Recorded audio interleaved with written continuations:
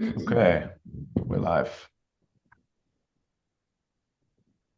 Machini, we can't hear you. There's so many things going on today. Awesome. I have the honor of kickstarting our workshop today. Firstly, hi to everyone who is joining us online and also via our live stream. It's the first time that we're also this season live streaming to YouTube and also Instagram. And I'm super excited to, well, firstly, my name is Harshini and I'm the program manager for the Node Institute. And I'm super excited to welcome you all for the course that we have today, which is an intro to Fuse, brought to you by the one and only Kyle McLean, or you might know him as his handle, Everyone is Happy. At the Node Institute, we've kickstarted our winter season of courses in the beginners and intermediates for both Touch Designer and V4.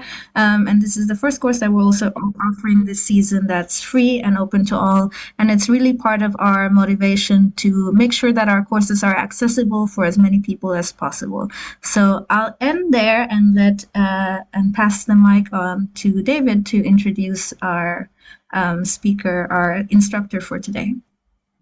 I have the honor. Actually, hi for everyone. Super happy to have the Fuse team here today. Kyle McLean and Christian Rikoff hosting the session. We have an incredible feedback and lots of participants online, and I'm super happy to have this running with you guys. I met Kyle years ago at a Node festival. I don't know which one it was. And honestly, I don't know much about his private life, except that he's usually across the globe, somewhere in Bhutan or somewhere else on the globe.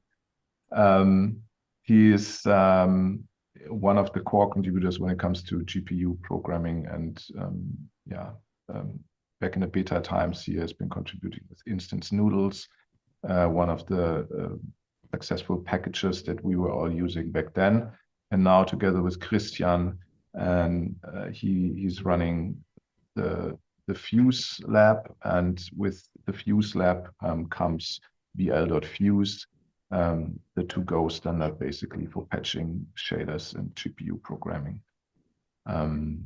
with vvvv. So I'm super happy to have you, and not much more words from my side. Kyle, Christian, please go and everybody have fun learning new stuff. Yeah, thanks for the kind intro. I would just say off the bat that even though kind of my name's in the ticket today, that it's very much like a collective thing.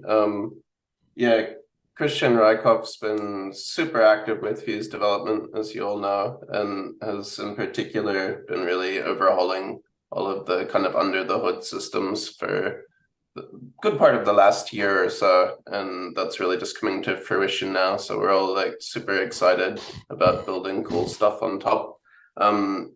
We also have a couple other folks from Imaginary Friends with us today. I think Ryan and Lars are with us. They've also been helping out quite a bit with Fuse stuff and work with us also in the project work we do on top of it. They'll also be kind of keeping an eye on chat and helping out if need some technical support or whatnot. Just as kind of a quick housekeeping before we get into it, if you don't already have it installed, the NuGet can be installed with NuGet install vlfuse-pre. And we're using the element chat just to kind of keep up with all of this. So any links or whatnot or instruction sharing will be there. So if you haven't already got that up and running, it works with the kind of 5.0 version of 4vv, or just the newest one basically. I think we're kind of using 5.3349, I think. But if you just take the newest one, that should be all good. Just a kind of quick overview of what we were going to do today. A quick kind of intro of what we're doing now. then we'll kind of break things into three parts. Basically, we'll have a look at some of the help patches that we've created for Fuse. There's a few also that we've kind of created specifically just with this in mind and having a bit more of an introduction to the library. We'll then also do like a little bit of kind of more interactive patching together. And then to wrap up, we'll have a little bit of discussion at the end where we can just kind of share with you a little bit about the kind of current state of play for Fuse, what we have on the roadmap, how you can help out with it. Yeah, so that's kind of like the overview. I guess unless there's still people coming into the room at the moment. I guess otherwise, without further ado, we might just get started. Do you guys want like a little bit of time for getting set up there? Is there can get a little bit of feedback in chat maybe about if you need some time to install the Nugget, or all good?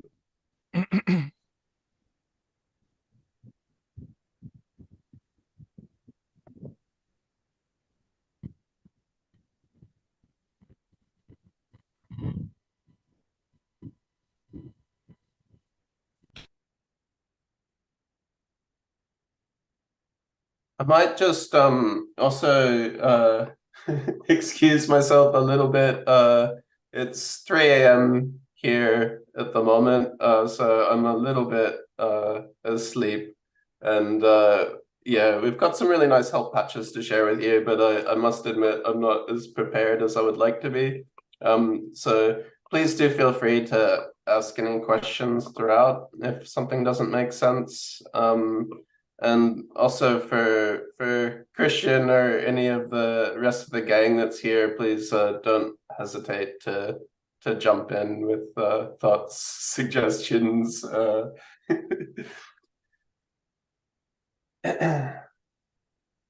So I might then set up a screen share so we can get started.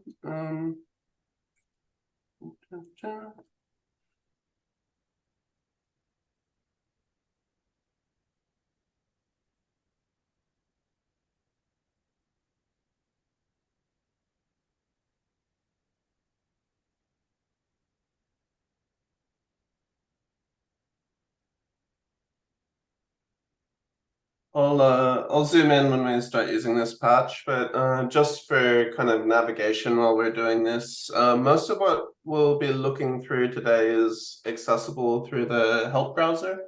So if you have 4V open and hit F1, go to the Learn tab, and type in Fuse here, then you'll see kind of everything there.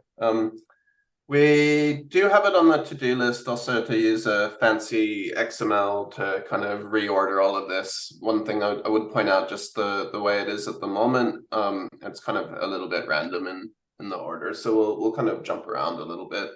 But a lot of the patches we'll take now come from this introduction section here, which is new.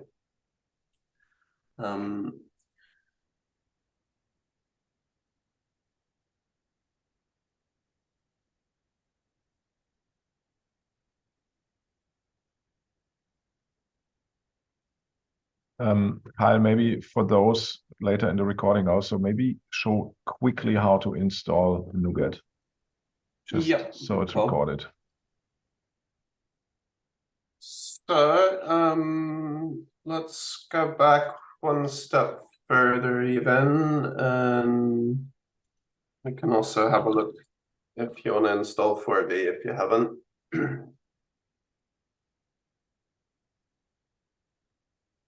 So yeah, just for context, 4V Gamma is the kind of newer version of 4V.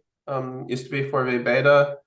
If you go for downloads here on 4v.org, you'll see you've got Gamma and Beta, and it's Gamma we're working with today.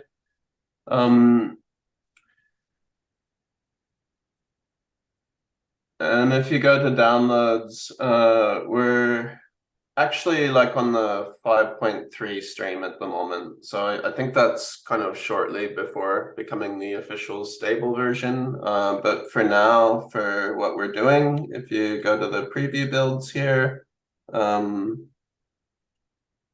there's some newer ones here. As far as I know, the newest should work. I think we're working with 349 that we were preparing this for, but as far as no, the newer ones should work. So once you've got 4V installed, if you come to this quad in the top left here, you can go to Manage Nuggets and go to Command Line. This is something also in 4V. I believe they're making kind of a bit more user friendly that you won't have to do this in the future. Then there you can basically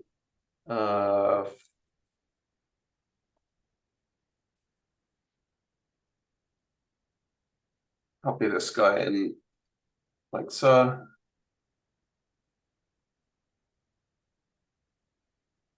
This is just from the README from the Fuse GitHub, which will also copy the link into Element as well.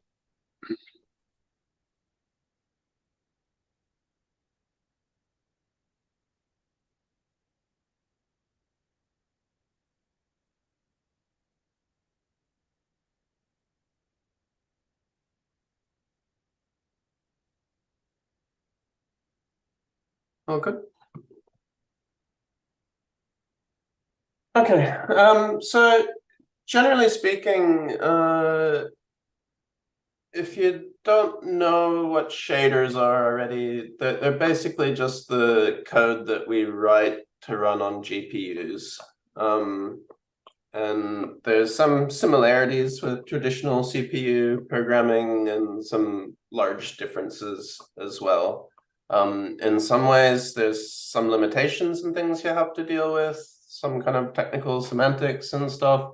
But the advantages is that you can kind of run things in a massively parallel way and do kind of very powerful computations in a way that's perfectly suited to graphics. So that's all good. That's really cool. One thing with shader writing is that there is kind of a bit of a barrier to entry for folks that are coming more from like a design sort of background. And there's also a lot of kind of technical limitations that even people who are quite technically savvy have to deal with. So the motivation behind Fuse is kind of twofold. On the one hand, it's to make doing GPU programming and design a little bit more accessible to folks who aren't necessarily shader coders.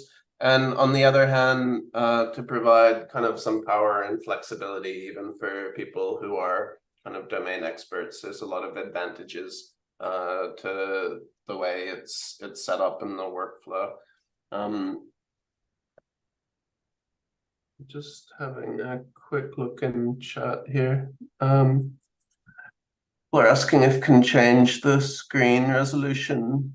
That's probably a good call, actually. I may need to restart a couple things, but I imagine it would probably be worthwhile, particularly for folks who are on smaller screens. Let me just see what I can do there.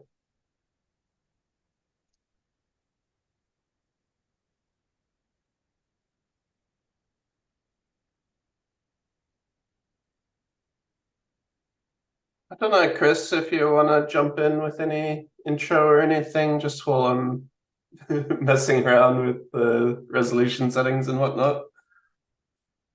Yeah, not that I have much prepared right now, but happy of the interest that so many of you guys are here. So really hope that this is something to get us started here with Fuse, and we are aware that people are looking forward more resources to learn it and maybe also find simpler access.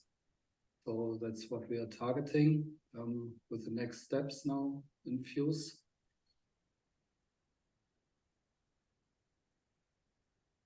Maybe you can tell the audience what's happening next week in your workshop then a bit. because this is not the only introduction we have. This, Christian, you go deeper next week, huh?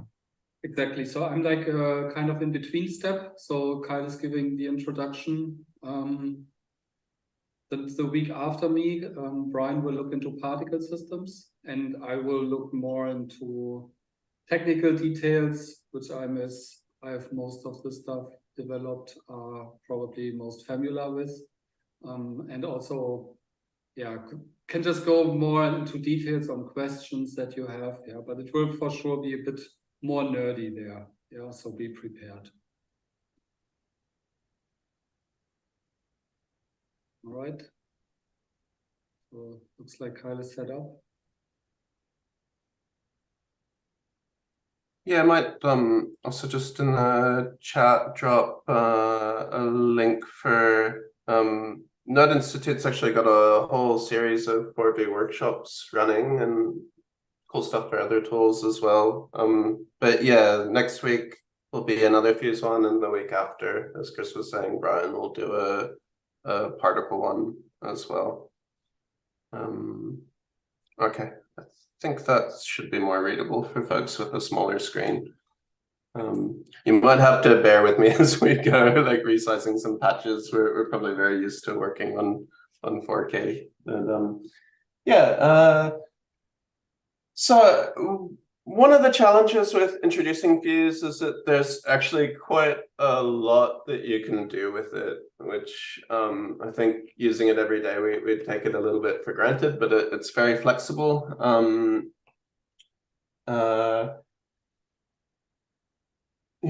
If you want to follow along this patch that in now, if you go in help browser, I've got Fuse up and go down to introduction. This is the basic workflow one. This is, again, like an example of a basic workflow, but there's actually lots of ways that you can use it. So don't take it as a be-all and end-all. But essentially, like a lot of the nodes for Fuse are kind of general computation nodes. So they're nodes that you might actually find in 4V Gamma in general as CPU nodes, but like as Fuse versions of them. So something like like this multiply here, you can see it's a Fuse version of it.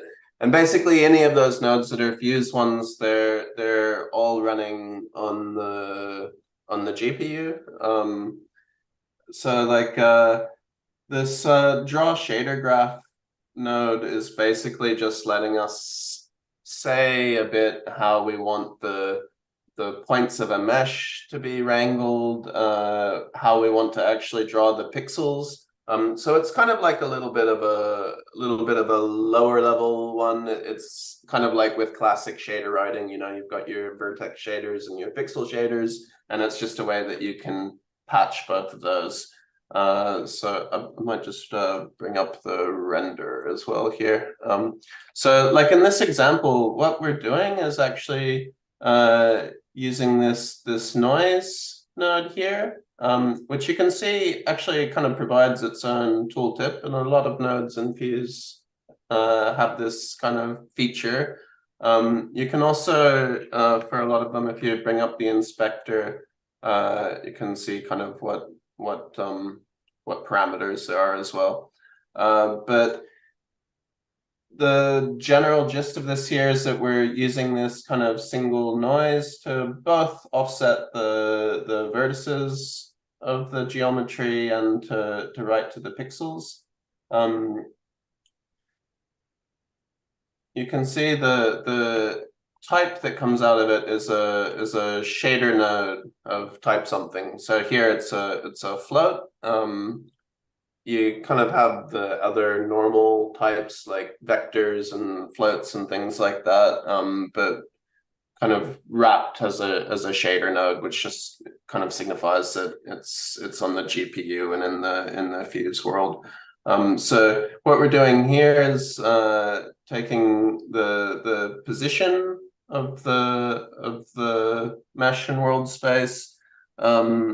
This XYZ here is just saying we want to take kind of the first 3 values of that.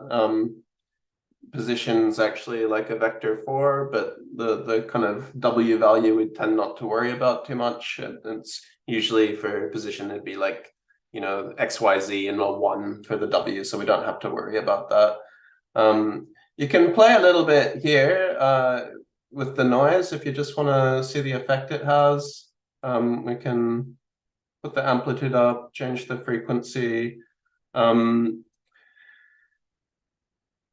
We are using like a lerp here, so basically we're taking the noise and using it to kind of fade between these two values, so we can basically use that like as a bit of a map. I'm not gonna kind of go too super in depth about every node here. The idea with this patch is more just to understand a little bit how the graph actually works. I think one kind of really important thing is this idea of where you're crossing over from CPU land to GPU land and also back. For the most part, most things, most of the time are a one-way trip. We have stuff that's in CPU land, and by that I mean, you know, these values that you can see, normal IO boxes, normal color boxes, kind of the normal things that you would interact with in a patch. That kind of starts off on the CPU. And then as soon as we feed those into like a fuse node, then it becomes a shader node value. There are also some nodes that let you get things back from the GPU. We might have a look at those later, but generally speaking, it's very performant to put things on the GPU and not so performant to take them off. So most of the time, most things are just kind of going on there, and then they're being used to do some computations or some rendering.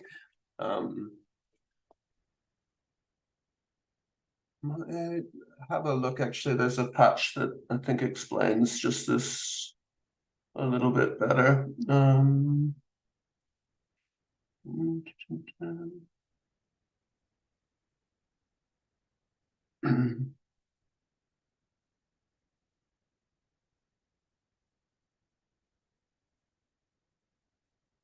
So I'm gonna kind of keep opening patches. It will just open them in parallel. At some point, if you're on a laptop or something, you might close some as you go, since it is running them all at the same time. But I've just kind of opened this, what is a shader node one.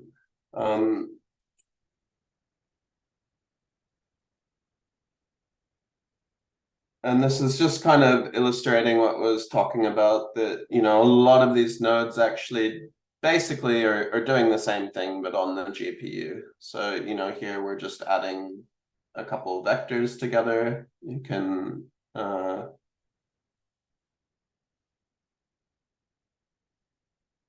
just gonna turn on key and mouse display. Yeah, it's better.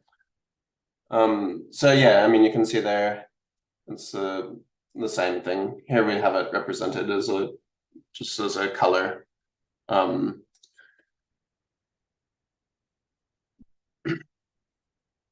It used to be basically that we would use this kind of GPU in node explicitly everywhere we were doing these. You can see there, like a fancy GPU rendered number tooltip. We basically just made that conversion implicit because it got to be a huge pain in the ass when you were having, you know, dozens of these GPU ins happening everywhere. But the thing is just to be aware that when you're kind of plugging this value into a fuse node, that's there. So like, I mean, often when you're doing these common operations, you know, you'll have kind of quite a few versions of the same one. So here, like if I make a +1, if you go to the math one there, you'll see it's the fuse math. If you're not sure and you're wanting to explicitly use fuse nodes, you can also just type fuse in the browser first. And now if I do, you know, an equal or a plus or something, it will only be the fuse nodes that come up.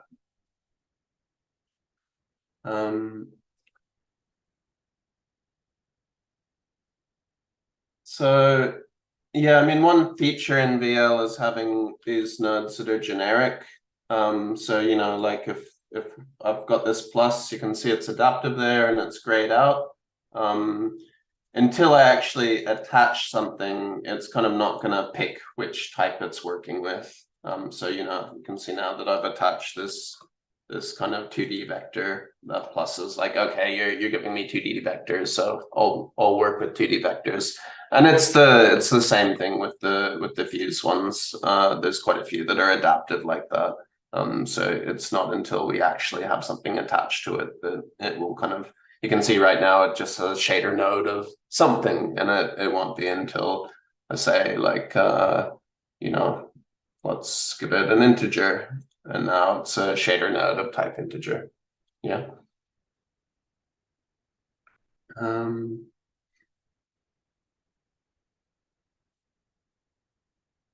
One handy thing if you are like a shader boffin is that there's this source code node, and actually quite a lot of other like debug nodes and things. I think Christian will get a lot more into that in the deep dive workshop, but you can always kind of connect that to a graph and see like what's actually being generated.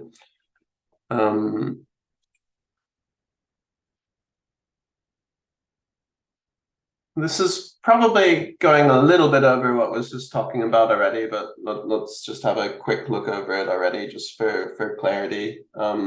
So yeah, as mentioned, you can just connect IO boxes directly to Fuse nodes. And you can see here the source code that's actually being made from that. So it's taking the inputs and generating that. One thing that is maybe nice to be aware of, I don't want to get too much today into kind of optimizations and things. It's more just about having a little bit of an introduction. But you can see from the code that's being generated here that when we attach this to multiple places, it's actually kind of doing that implicit conversion under the hood, but Fuse has no way of knowing that this is actually coming from different places. So it's really creating multiple variables every time that do that. If you do know for sure that you're using a single value in many places, it can be worth kind of explicitly doing that kind of conversion into Fuse land, because you can see from the source code here that then it's aware, okay, that's actually just the one value and I can reuse it everywhere. Another thing that you can use is like a constant, and that's just useful if there's any values that you're feeding to your Fuse graph that are interactive, then it's better to leave them kind of as the normal inputs or the GPU in that's implicitly made for you, because then you can interact with it and change it on the fly. If you do have values that you just know you'll never touch, it's actually more performant to use a constant for those. And under the hood, the actual calculation will be exactly the same. The difference is if I change this, it's actually gonna trigger like a recompilation of the shader. You don't see that so much here because we're not really drawing anything, but sometimes for a more complicated shader or something, that can take a little bit of time.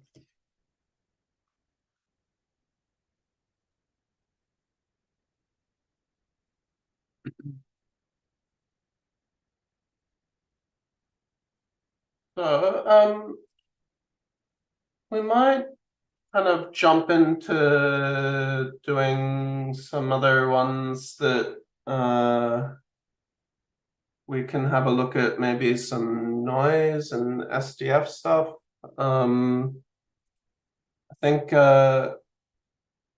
one,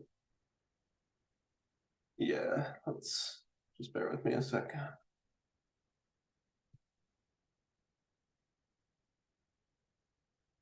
We'll look at some more practical patches later as well. This is kind of just introducing the concepts a little bit. But if we jump to what are noise domain and code domain, this kind of gives a little bit of an intro to just how the general noise nodes work. One nice thing with things like noise nodes in Fuse is you can really use them everywhere. I mean, here we're just looking at the tooltips directly, but you can take the same noise node or a compound of noise nodes that you make to make a function and really use that like to drive particles, to make materials, to deform SDFs.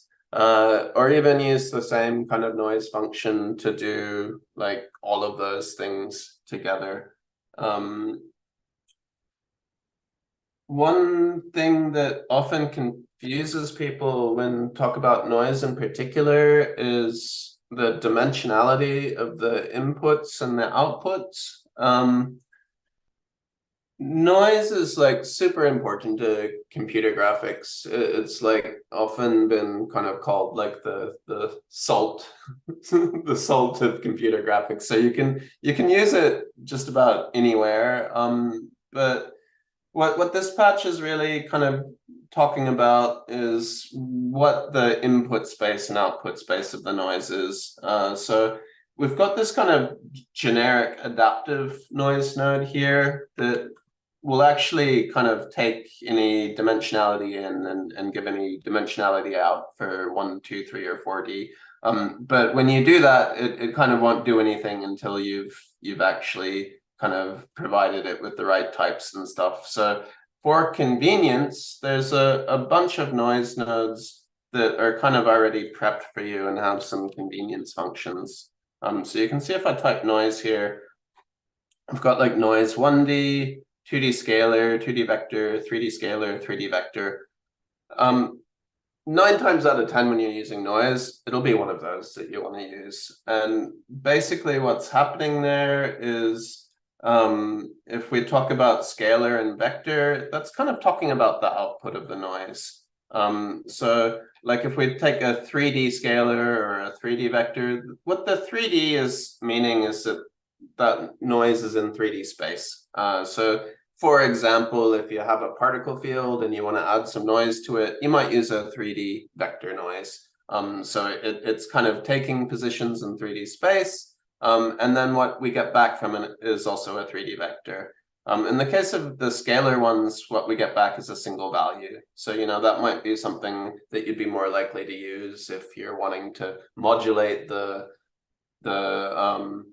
you know, the metalness on the material, or maybe you're wanting to have some behavior that you're kind of morphing between 2 versions in space. You might often use that to lerp between different behaviors, you know, to fade between one option or another. Same with the 2D ones. This is kind of working in 2D space, and we've got like a vector version.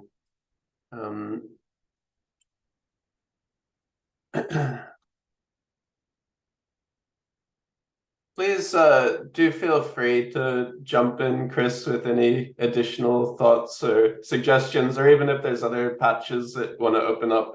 As I said, quite asleep, so I'm a little bit worried I'll just ramble on and no one will stop me.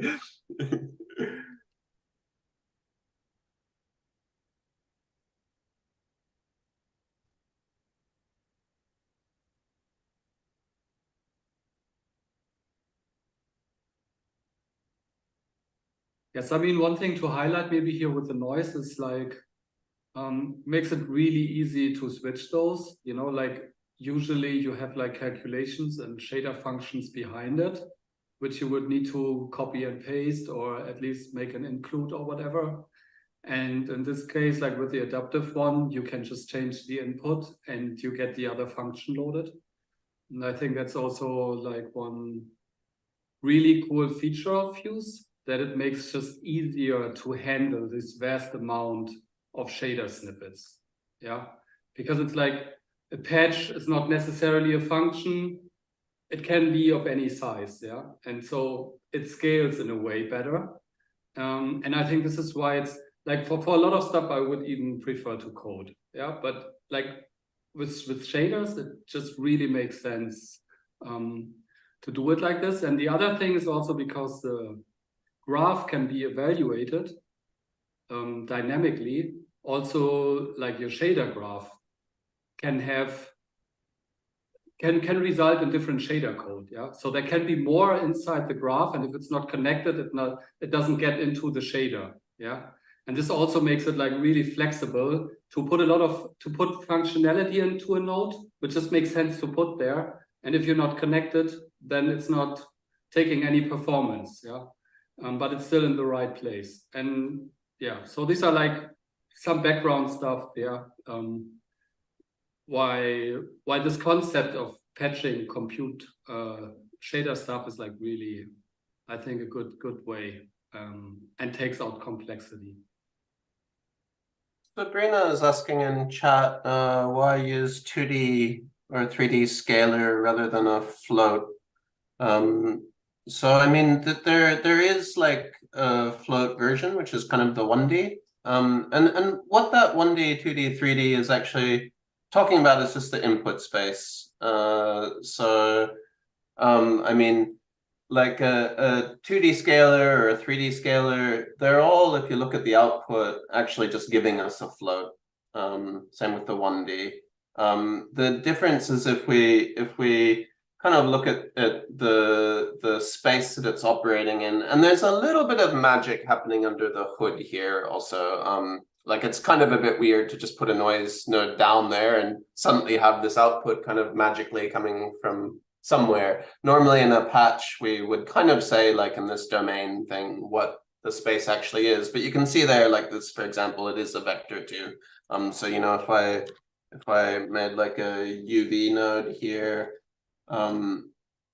and attach that there, you'll see it hasn't really changed. I can change the mapping here, and then it will.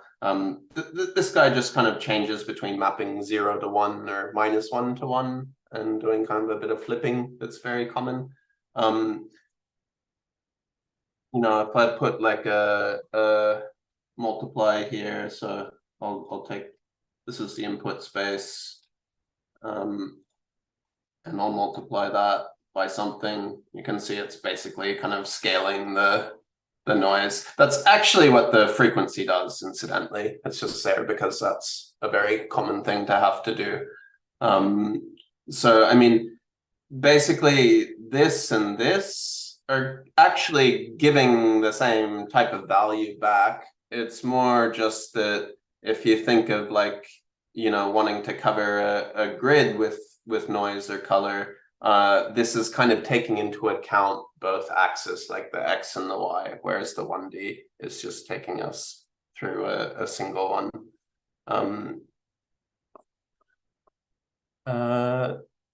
There's some questions in chat just asking more about the shader factory technology. I think there's some really interesting stuff there, but I would probably, just for the context of this workshop, maybe defer that to the deep dive one next week. I think we could probably... I agree. Like those questions shall be answered, yeah, but I think for terms of simplicity, I think we could only cover the basics right now, and that would not make sense. So that's the reason why we split the courses, yeah. I won't lie, honestly, like it's a struggle to like even cover the basics for an introduction in the time we have. So we'll try not to get like too far down the rabbit hole, but love that you're asking, and yeah, definitely check out the workshop next week or just even on chat, can talk about it more. I want to, just before we jump away from noise to other things, maybe look at a couple other, it's kind of fairly well documented. So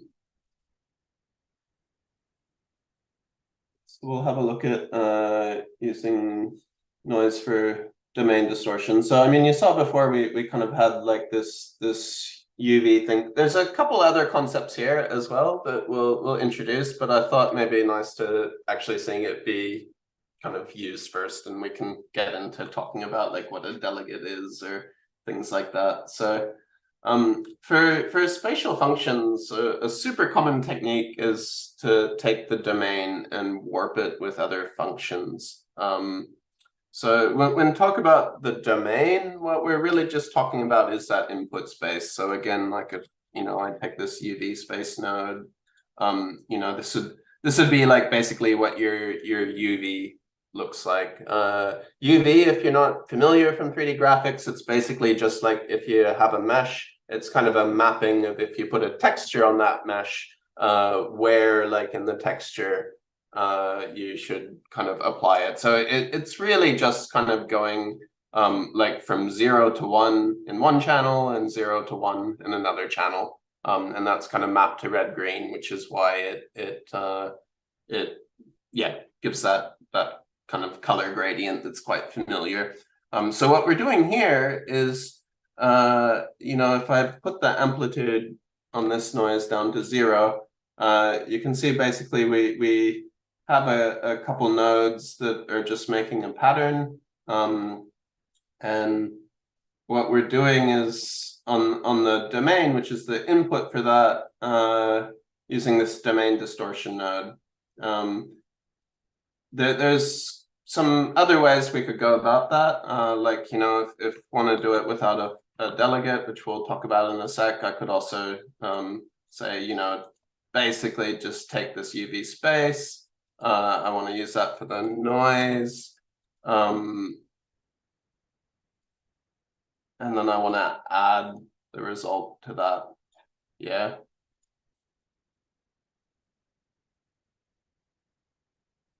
So you can see we're basically still having the same kind of pattern there. We're just pushing it around in space. And that's super useful. Like if you have some kind of patterns or things that you want to animate, or even if you kind of just have a setup that you like, often just adding a little bit of kind of organic randomness to it. Noise is just super useful. You can also kind of nest these things. So, you'll find a few links, by the way, sprinkled throughout IQ's website. He's the guy who runs ShaderToy, was very also active in making a lot of the VR stuff for like Quest and things like that. Basically, we owe huge chunks of views to this guy's knowledge and openness of sharing. So yeah, if you want, have a look at his website. Definitely worth. Also, probably mentioning ShaderToy is really good as well. I think Christian in particular has really kind of brought porting stuff from ShaderToy into Fuse, like to an art form, basically. I very much hope at some point, Chris, we can do like a live stream with you doing that. I think it would be like a really nice educational experience for folks.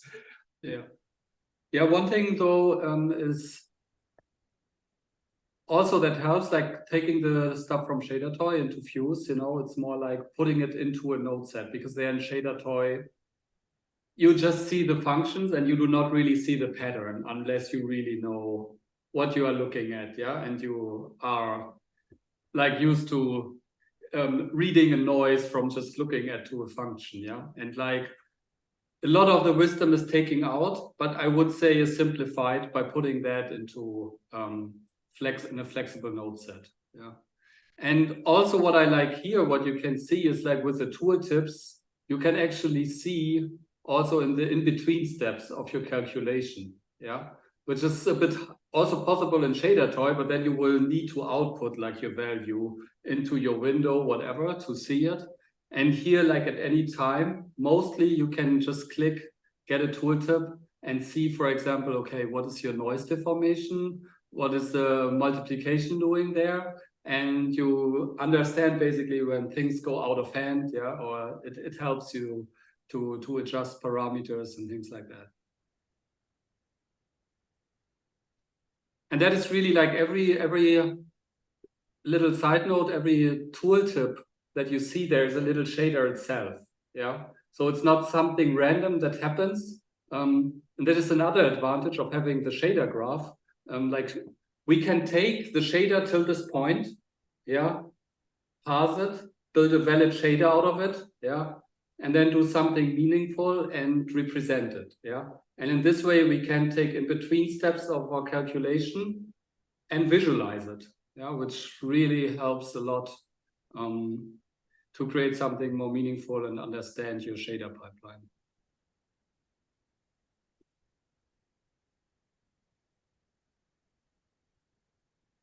So one thing that is here in this patch that we haven't actually really talked about, but I personally think is an incredibly powerful feature of Fuse, is these delegate regions, or you can also just think of them as functions, basically. And it's what's basically happening there is that we make some kind of graph inside of that, but we can have a parameter or parameters for it that are deferred. So, you know, we've basically, you can think of it almost a bit like a sub patch, right? Like you've got an input and an output and you do some stuff in the middle. The difference is that we can really basically attach this to different places or send it different places. One thing that might be confusing, you see, it's not actually the output that's connected. It's kind of from the output of the region. This is basically just in terms of the function itself, saying what's coming in and out. We can then use that in different ways and in different places. And that's, I think, like, when you look at it at first glance, it's kind of easy to say, well, why make it more complicated, or what's the point of that? Because we could, like, for example, in this patch, patch it like even without these delegates, I think. The difference, though, is really that it lets you reuse these small parts in different contexts and in different ways. I mean, you can already do that in a graph, you know, if you just have some values that you want to send to different places, that's all good. You just connect it to different places. The difference here is that what we're really saying is, I don't know what the input is going to be yet, and I'm going to wait till somewhere downstream to actually call that. And that's a really powerful concept, and it also gives you like some composability that's very difficult to achieve, like if you're just writing shaders in code. Might even jump, I think, to another patch just so that we can. What do you guys think? Would you like to know more about that, or you want to look a little bit more at noise before we switch?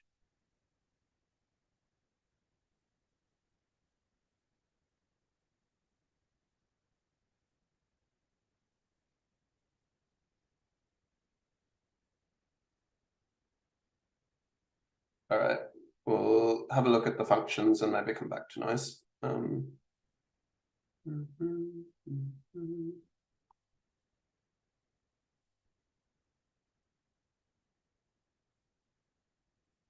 So we'll look at one that has a little bit of eye candy first, and then kind of look at a bit more the dry explanation behind it.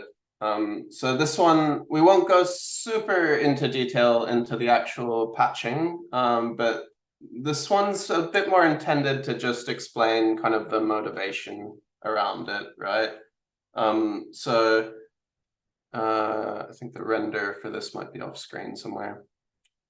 So the idea here is that we can really take, let me just try to resize a bit here.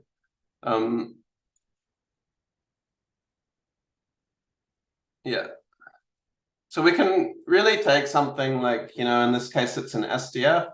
You can see here, I'm moving it around, and I mean, that's kind of just one function, but we're actually using it in really different contexts here. And what does that mean, to use it in a different context? Well, I mean, this kind of geometry here is Raymarched. Here we're using it to change things about the way particles are colored. Here we're just kind of drawing the SDF itself. If you don't know what an SDF is, don't worry. We'll get into that as well. Here we're using it to modulate some noise. So basically, it's using the same underlying function, but the way that function's being used or the inputs that are being provided for it are changing in these different examples here.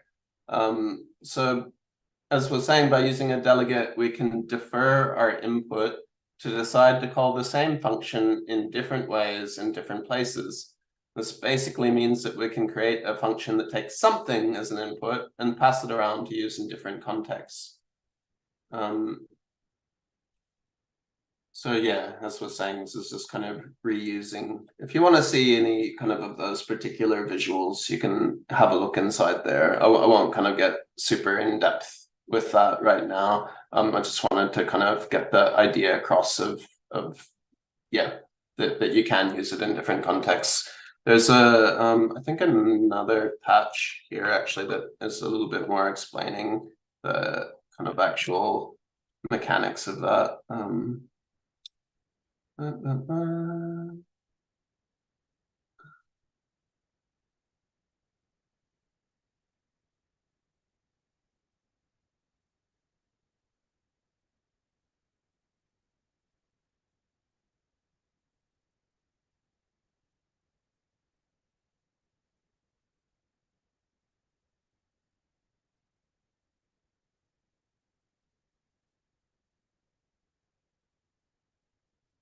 So again, this can be a little bit weird just if you're used to patching your data flow, because it's a little bit upside down in some ways. Like typically, in some ways, everything we patch you can look at as a function, sort of. I mean, it takes inputs, it does some stuff, it returns something. So like here, we're just making a color, right? And delegates are a little bit kind of upside down. Basically in the sense that, I mean, this is doing exactly the same thing, but what we have here is this delegate region. And if you actually want to create one of those, it's a little bit confusing in the Node browser. I'll just kind of make a quick detour here, because you have kind of like the delegates are actually something that is also like a thing in vanilla VL as well. And in fact, that's even the mechanism we're kind of building on top of to make these ones. If you want to make a fuse one, there's a sneaky little shortcut that just added recently, because make these nodes a lot, and it can be a bit hard to find the right one in the node browser. So if I get a node browser, and like most often the one you'll use is kind of where it has one input and one output. There's other versions of that, but if I type F11, you'll get that one coming up, right? And it's the region one that we want. So same thing, like there's some other versions, there's one that has kind of two parameters that are deferred. And if I go F21, for example, same thing, it'll kind of just give me a shortcut to get there. And these are also adaptive, so the difference kind of in the node types is how many inputs or outputs it has in the signature, but it'll kind of be like grayed out like an adaptive node until you actually attach something to it. So if I say, for example, that I want, I'm just gonna very quickly sketch something. Do this along if you want as well. So we'll make a UV space one, and we'll make a circle, if I can spell, a circle SDF. Yeah. And resize the tooltip a bit. Again, we'll get into what SDFs are. They're also super useful. So I mean, this is kind of like the equivalent of this, right? It's just kind of a normal top-down data flow. Now, if we wanted to do it a bit different and use this guy, what I would do is I would actually put the circle inside there, and we'll say that the kind of input, or the space that the circle's operating on, is going to be deferred, and what we get back is the SDF from it. And then if I make like a invoke node, that's what actually calls it. Notice I'm using the one-to-one there, which again is just doing this. So that's what goes in, and we'll use the UV space there like that. And then what we get out is the same.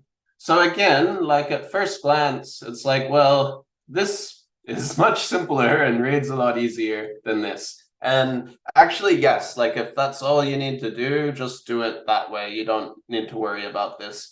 The power of this really comes from, like, you know, I might be actually wanting to use this as kind of a design shape that is changing lots of things in lots of places. And that's where being able to actually, you know, change kind of what the context is or what the argument is that's being used for that becomes really powerful. You know, I might use it like, yeah, just in a lot of different contexts. One important thing I want to mention, though, is that, you know, if you kind of think, oh, just one input and one output, that's a little bit limited. There's a couple things there. Firstly, the types for these can also be like, you know, custom objects or things like that. And the second is that there's actually nothing stopping me from attaching all sorts of things here and changing those as well. That's okay. You know, like if I do this, it will actually change the way that function's working, and that will also be the case everywhere that it's getting called. That's fine. So you can have a gazillion inputs on a really complicated rig. The only place you really need to use this kind of deferred input is for the parts that are really going to actually change in the, you know, when it's being called somewhere different. So I mean, like I mean, maybe like a silly example for that might be, you know, and I might call it just in UV space on a texture somewhere, but I might want to use the same shape in 3D space and then use like the position of the particle or something like that, right? That's kind of why I wanted to show you that other example first, just so that, you know, you can have some advantage of seeing it like a bit more visually and understand why would we want to kind of go to the trouble of doing this. You can also like chain functions and things like that, and it's quite powerful that way. So like there's quite a few nodes also that might actually have, you know, like I'll make the tooltip bigger here, but you can see the type of the input here is actually like a delegate. And what that means is that somehow, somewhere inside that, basically we're calling that invoke already. Or in the case of Raymarching, we're actually invoking the function hundreds of times or thousands of times for a whole image.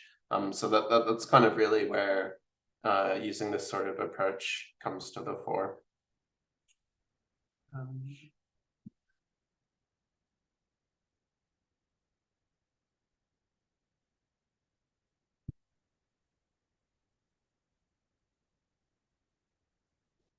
Building a function that I can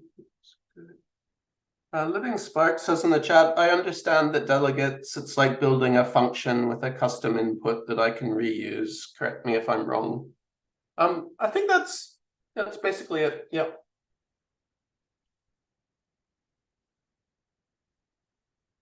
The input, I mean, you can use custom types for it, but it can also be, you know, the usual suspects as far as like, yeah, float or vector2 or anything like that.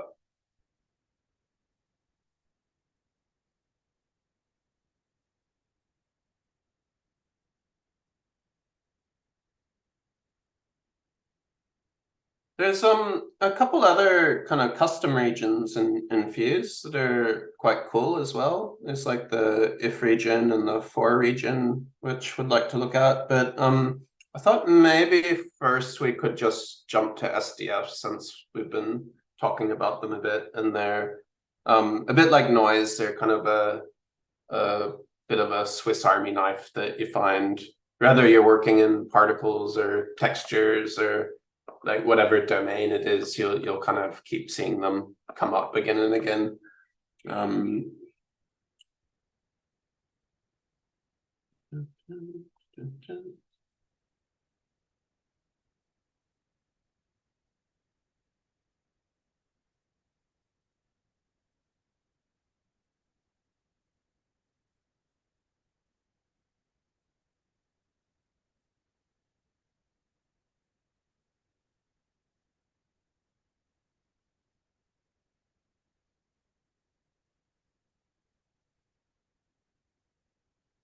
Gonna close a couple of the ones we've had open already.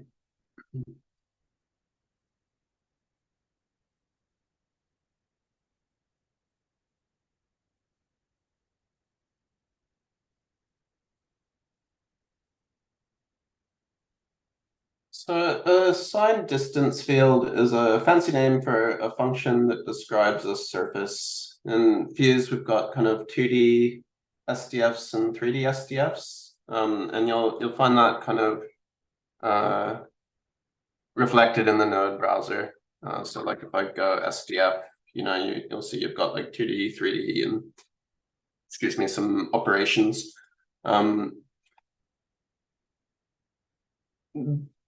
SDFs are kind of similar in some ways to like the noise nodes we were talking about, in that it's a kind of spatial function, which means it takes kind of a continuous input space, either in 2D and 3D, and just returns a value as a result.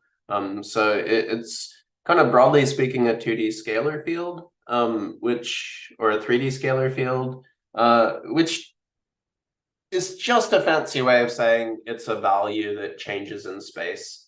If you think of the temperature in like a room, for example, we move around the room, the position of my hand is like a 3D vector, right? X, Y, Z. And the temperature at that point would be like the value that we get back. So that's all that a scalar field actually is. A vector field generally just means that you have like, I'm going to move my hand around, and rather than like a single value as the temperature, I don't know, maybe I've turned the fan on because it's summer over here, and so there's some wind blowing around in the room, and as I move my hand around, we have a wind direction, so that would be a vector field. So SDFs are a scalar field. They come in 2D and 3D, so it's just a single value that you get back. But they're very interesting because what they're really representing is like an abstract mathematical description of geometry. So they're implicit as opposed to explicit. With explicit geometry, that's like where you have a mesh or something, and you have a discrete set of points. Like if you think of a rectangle described in like in Photoshop, or if you think of a 3D box described in Blender or Cinema 4D, you really have like, position 1 is here, position 2 is here, and you kind of are connecting those with polygons. With an SDF, it's a bit more like you're just making a formula. And on the one hand, you can use that certainly to define a surface or to render geometry or things like that. And that's one use. You can find a ton of cool examples on ShaderToy of people making amazing scenes and rendering them as geometry from SDFs. But I think it's really worth just understanding and knowing a little bit about SDFs in general, because they're a really wonderful tool. We use them all the time for almost everything that we do. And what's really interesting about them is that I think the 2D tooltip actually is a much better kind of visualization of this than the 3D one. Because you really see that, it's not actually just the surface that is defined by it. It's really a distance field. That's why we call it a signed distance field. And what the signed is talking about is that, you have kind of inside and outside of this imaginary surface. So like basically if I go further away from it, the value that I'm getting is going up, and ideally it represents basically the distance to the closest point of this surface. Some SDFs are more perfect than others, and we'll get into that because there's also like, you know, some things we do to make them interesting that also make them less correct. But generally speaking, if you're using any of these kind of primitives or like the SDFs that you find, you know, here in the Node browser, those should basically be like a pretty accurate description of the distance. As you go inside it, it actually becomes a negative number, and that's the part of like the signed part of a signed distance field is referring to that. That you know, you have a plus value as you go further away and a minus value as you go in. So the reason this is so useful is that, you know, it's not just actually that you can use that to draw a triangle. It really gives you the whole kind of spatial field around it as well. So, you know, like we might look at some particle examples in a bit that use SDFs, for example. But if we use our imagination for now, let's say we're spawning a bunch of particles, but we actually want them wherever they are to kind of stick somewhat to the pathway of a triangle in space around this triangle that's in the middle. That's the sort of thing you can use them for. Also for things like, you know, an area of effect or things like that. There's kind of, when you use them as geometry, some unique advantages and also some gotchas or disadvantages to be aware of. One really cool thing is that when we're combining them, you can do that in some fun ways that is sort of like a little bit reminiscent of if you're accustomed to doing things like in vector software, there's some cool stuff you can do there. You know, we can do your typical kind of Boolean operations. So we can union things. We can take the intersection of them. We can subtract things from each other. And then there's also, you know, fun stuff you can do, like you do a union but have it be smoothed or things like that. Which is all stuff that, you know, it's kind of a little bit hard to do on the fly with a mesh, but is very simple with SDFs.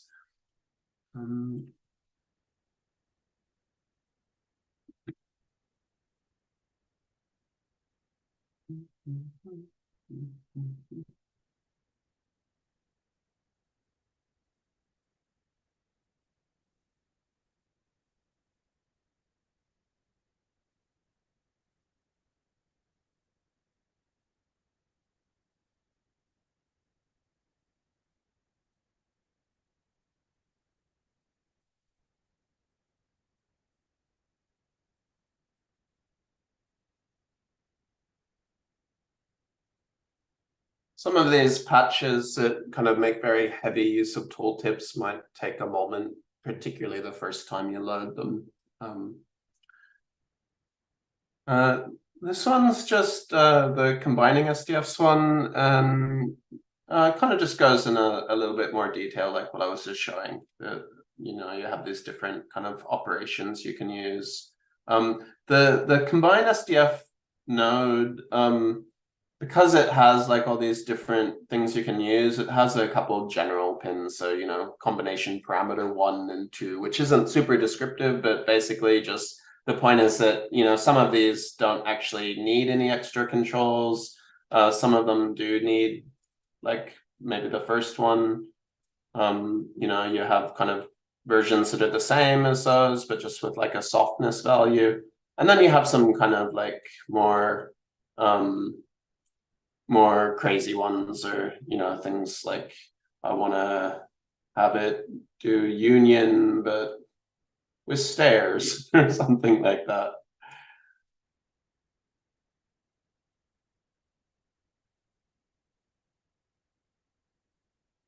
Let's run around. Yeah.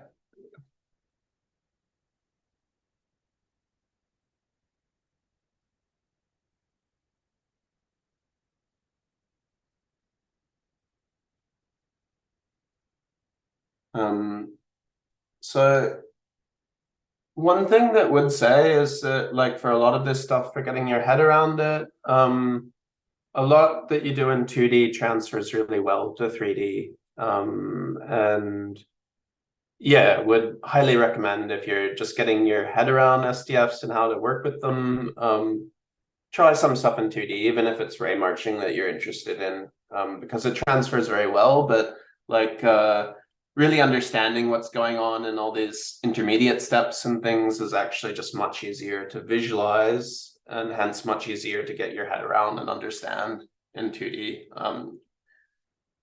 But yeah, basically works the same in 3D. There's also combined SDF spectral, which basically is taking a spread of SDFs and letting you do the kind of same sorts of operations. And then you can very quickly get into some fairly, cool compound geometry and things like that.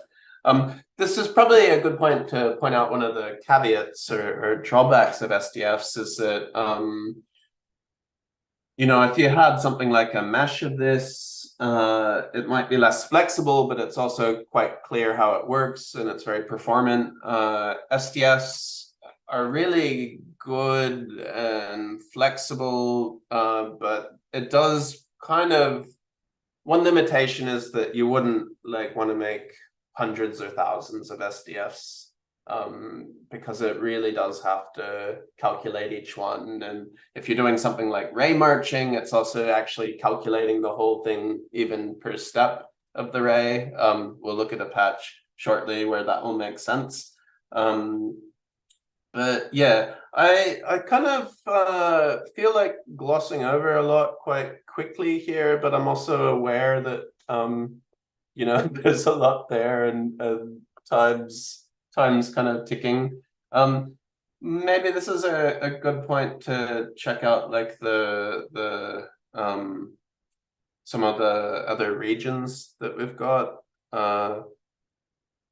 It's really nice having things like a patchable for loop, for example.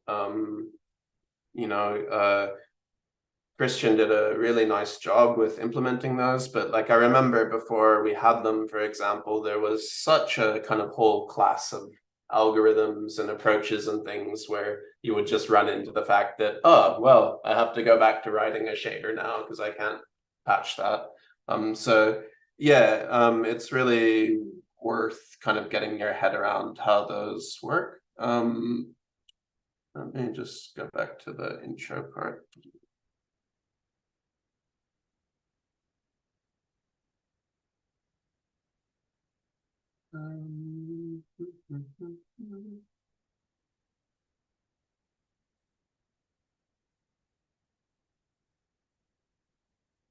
We might do the if region first because it's easier, and then we'll go to the for.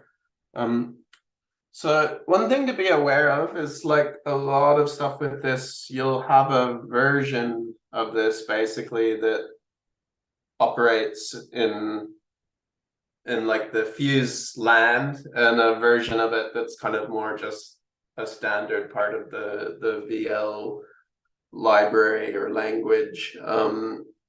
And in many cases, you can actually use both with Fuse, and it's not actually about one necessarily being better than the other. Excuse me, it's more just like a contextual thing. I think that if is probably a really good example of that, actually. We have an if region in Fuse, and we have an if region for VL, and we can actually use them both with Fuse, but the difference really comes in that the Fuse if region is actually running on the GPU, and the VL's if region is running in VL on the CPU. And the difference is, I guess, there that we're still using Fuse nodes with it, but we're basically changing the shader that we're making and wanting to compile with doing that. Whereas in the case of the Fuse one, what's happening is that we're actually running that in the shader itself. And you might ask, well, why wouldn't you always do that? And in some cases, yes, sure. If it's really something where like you could use either, generally speaking, it's good to avoid branching logic in shader programs. This used to be much, much more of a performance hit than it is today. I will say that.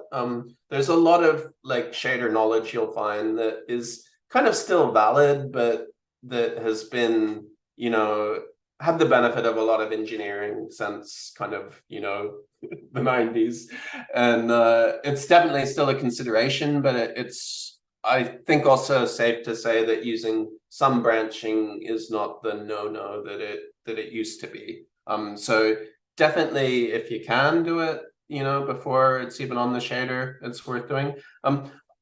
I'll take a step back and just maybe quickly explain how the if thing actually works, because it might not be super intuitive if you're not familiar with it. So I mean, it's kind of essentially works the same with both versions, and what we have is like a Boolean, you know, it's just a condition,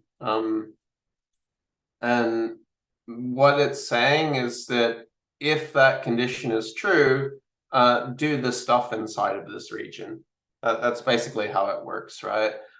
We have this kind of special input that comes into the region, and basically then this output here. And if the region's false, what's actually happening is whatever came in here is what goes out there. So it's like that it's a circuit, you know, and if it's false, it's just bypassing everything in the region.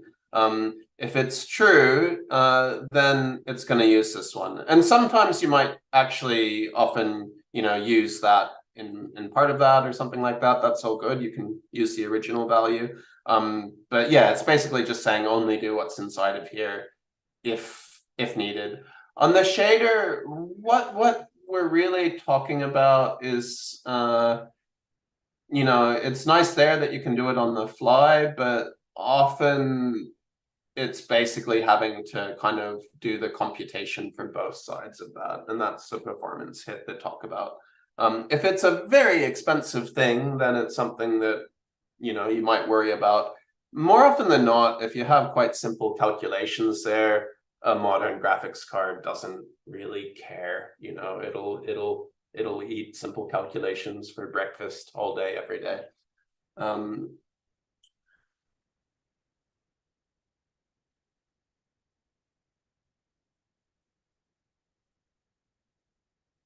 don't know if there's anything you want to add on the if topic before I go to for loops.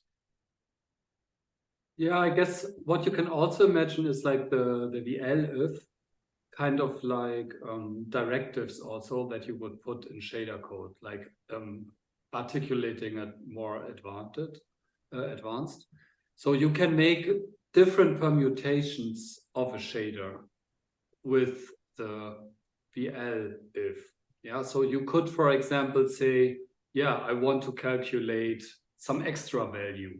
Yeah, or I want to put like some normalization on top. Yeah, and this might be just optional. Yeah, so if you, and that's again what I said earlier, you can put a lot of possible calculation in a node. Yeah, because it makes sense there, but that doesn't mean you need to apply it.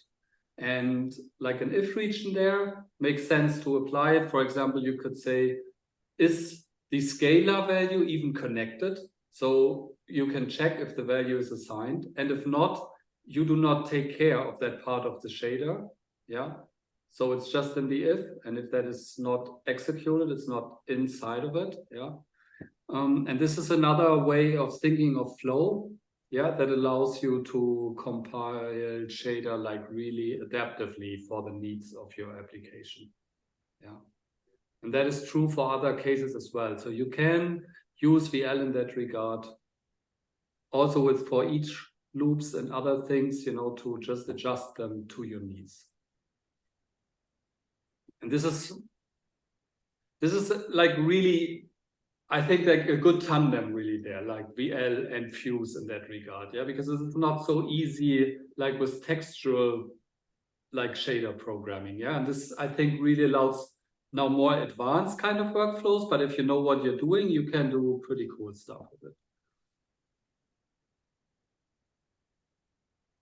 You can also, if you really are very comfortable writing shaders and you typically prefer that, it is quite valid and compatible with Vue as well. I mean, we won't get into that so much in this session, but just to make mention of, if you want to write shader code and use that in this workflow so that you can do some of your shader code writing, you know, in a traditional way, but also have the advantage of, you know, being able to make permutations on top of it or have composability or things like that, that's also quite compatible with how the system works. So we'll have a look at the other one now, which is the for region, which has kind of a similar kind of thing that we'll talk about. That this one, in case it's off screen or something, actually I think has a little fancy UI hooked up to the kind of ABC guys here. It's yeah, basically just a way of like having those values distributed. But the same kind of thing in that what we've got here is, I mean, you have like the VL version, which is actually in this case for each would be the equivalent, and you've got the for loop here, which is the Vue version, which is kind of same but different, but really more built around actually the underlying HSL for loop and how that works. But the general idea is very much the same, that you're basically having like some logic that you're kind of reiterating over. You have access to like the index of the current loop and can use that to change what you're doing. So I mean, in this example, what we're doing here is really just that we have kind of 3 positions, right? So you can see if you want to change these, it's just a left click, not a right click, by the way. So you can see if I change these, we're just moving the dots. It's kind of looks a little bit like whirly noise or cellular noise. But here, what we're doing is we're just taking the distance of like these 3 points and taking the minimum of that. And so here we're not using a for loop at all. We're just kind of taking this one and taking the minimum of this one and this one. One thing I might mention also is, you know, this minimum here is the Vue version of minimum.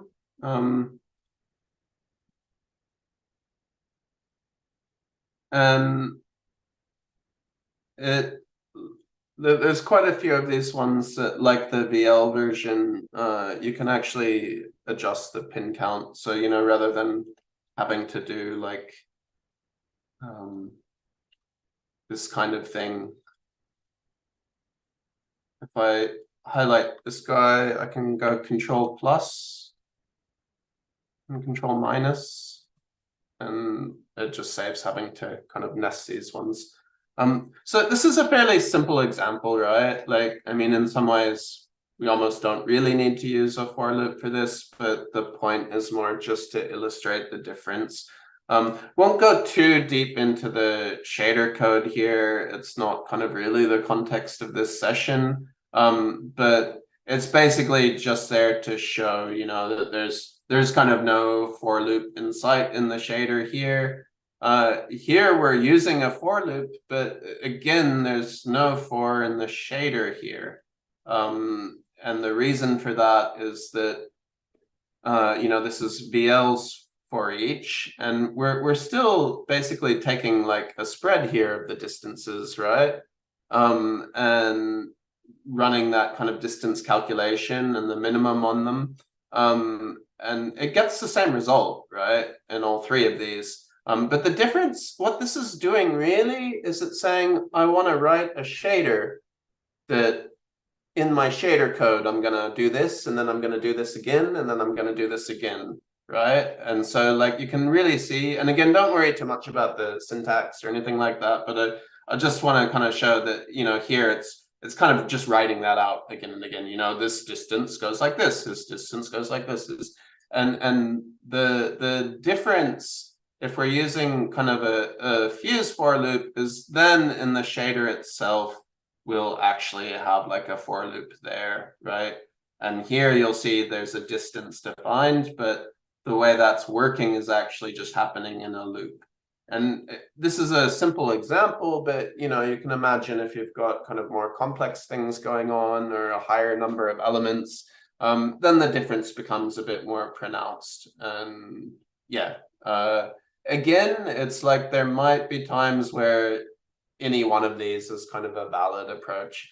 But for the for thing itself, there's a couple little things just to know to really make it useful.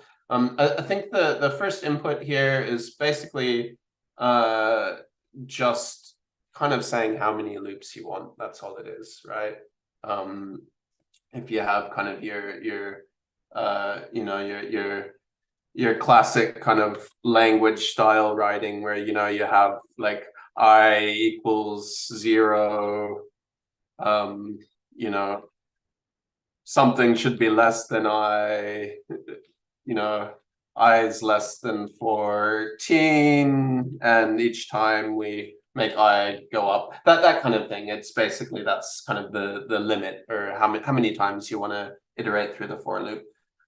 This index one is a node, but is very useful whenever you're using a for loop. You might not use it every time, but very often you would. So for example, here we're actually building these elements into a buffer, which is kind of like the GPU version of a spread. It's just saying that we've got all of those elements in a resource that the GPU can use. And we're actually picking out which one of them we get from each loop based on the index of that loop. So, you know, it'll start at 0, the second one will be 1, the third one will be 2. The other thing that you can use in a loop, and again, this is where it's quite nice that Chris has done a really nice job, I think, of kind of trying to go for consistency with the VL approach wherever possible, is you kind of have this visual indicator in language of an accumulator. And what that is basically meaning is that we have this value that, you know, here it's starting off at 1, but it's basically saying that, okay, I want to kind of keep this value through all of those for loops and can do something with it. So, you know, in the case of this, we're taking that initial value and then we're kind of running the min operation with that. And so when it starts the loop over again, what's actually coming in here will be like what was coming out in the last loop. Does that make sense? That's probably like a really terrible way of describing it, but it's basically like that you have a variable that can be accumulated as the for loop goes. You know, if you think of like just having a for loop that's adding +1 every time, you would use the same sort of thing and just say, you know, +1 there. Yeah, and that's the thing that feels a bit weird and different, like from when you look from shaders, yeah, but this is also how you can do pretty cool stuff, like in Raymarching, for example, also create fractals and things, so like really nested structures. So this is also where accumulation comes really into play, yeah, and there are examples, maybe we do not touch them today, but there's a lot of stuff, or some stuff also in the help patches so that you can look it up, yeah. But for loop in general, really powerful, and I think helps a ton of yeah, getting more stuff articulated. So that was missing in the previous views, and I think now with what is there, you can pretty much express really just some exotic stuff that is missing. So, I mean, like a good example would be Raymarching for, I guess, like, you know, before we really kind of had to do that in code, just because the nature of Raymarching is that it's heavily dependent on for loops.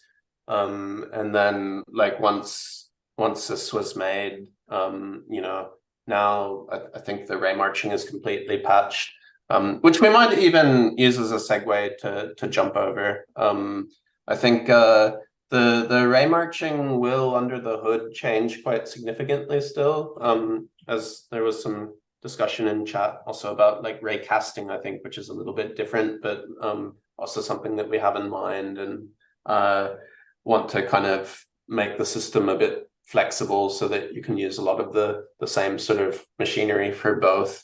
But at a high level, how that works, I think, is going to be pretty similar, even if the kind of underlying nodes under the hood are changing. So Raymarching is basically, like if you're drawing a 2D SDF, it's very simple and very cheap to do. Drawing a 3D SDF is a little bit more of a complicated and computationally expensive operation. And I will say, if you're on like a kind of less performant laptop or something like this, do be aware that Raymarching may may melt it. But I think it's a super interesting rendering technique. This patch that looking at now is the What is Raymarching one, and is basically just an attempt to explain a little bit at a conceptual level what is going on with Raymarching. Again, like, you know, here we're using an SDF to create geometry, but the beauty of it is that we could really use that same SDF to have other things going on in the scene in other contexts as well. But for Raymarching, what it's about is basically taking 3D SDFs and rendering the surface part of it, like where the SDF is 0, as if it was actually a geometry. And what this patch is kind of trying to do is two things. I mean, first we're rendering the sphere here is an SDF, and that's why you can see the kind of concentric rings around it. But we have this little kind of interactive widget here, and you can play with that. Like if you move if you want to move the ray position or the ray target, you can. And what this is actually trying to do is to kind of visually explain how Raymarching actually works. It's quite interesting. I mean, at a functional sense, all you really have to worry about is that, you know, you take an SDF and you can then render it as normal geometry. You can shade it with custom ways. You can actually shade it like with the standard Stroid material setup, which is really nice. That's what we're doing here. At the moment, you have kind of two high-level nodes for Raymarching, like the basic and material. But there's also like a bunch of other stuff in the pipeline that we're working on. So do keep in mind that under the hood, this stuff will definitely change sooner rather than later. But the way Raymarching works won't change. And so what we're doing here with this one line is basically illustrating how a single ray works for Raymarching. So when we're actually rendering it, what we're doing is one of these lines for every single pixel that we're shooting out of our camera. So for each pixel to draw this SDF, this process is happening. So you can imagine like it's having to run the SDF quite a few times. So what the marching part of Raymarching is that, you know, given that we have a pixel and a position of the eye and an angle that we're shooting it, we don't know actually until we shoot that ray if it's going to hit the geometry or not. And so what Raymarching lets us do is, rather than having to take tiny steps along it, it's basically like a clever optimization where we can take the SDF. And I mean, again, here we're just using a very simple example at the moment, but it can also be something more complex or something, right? And what we're doing is we're saying, okay, you know, if I start here, is that the right position? Yeah. So this is the right position, kind of up the top left here at the moment. So if I start here, what I'm doing is I'm saying, okay, I'm gonna evaluate the sign distance field at this point, and that's what this ring here is.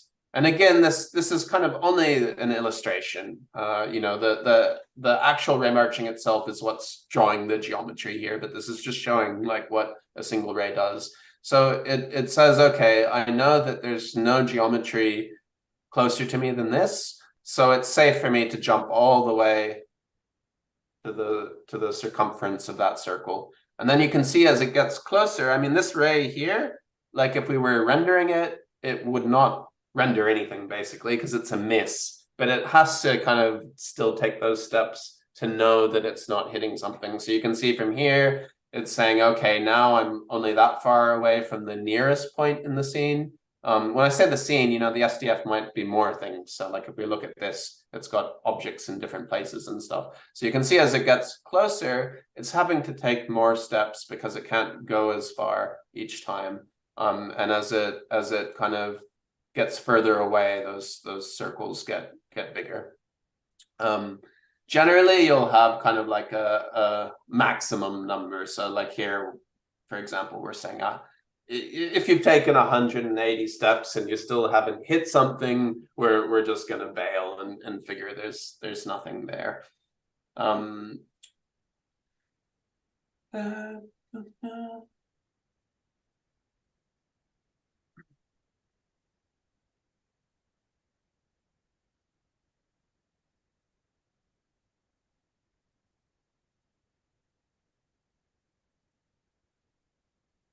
Someone writing in chat, SDF occlusion is writing, SDF is one of the first ways of rasterizing three-dimensional objects. Until the invention of discrete graphics with vertexes, this optimization was suggested, but it found its popularity in the modern world when Demoscene was developed. It is an amazing technology that allows you to optimize space and compute it very cheaply.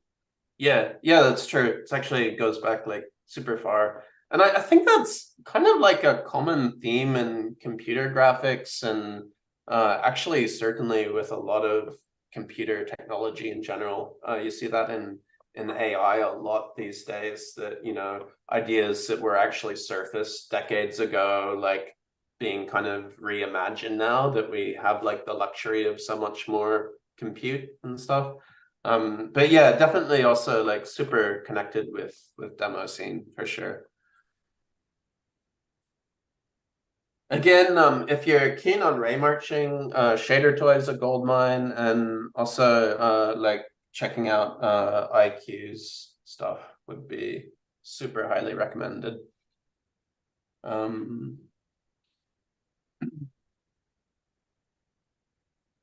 Any suggestions or thoughts where to go next?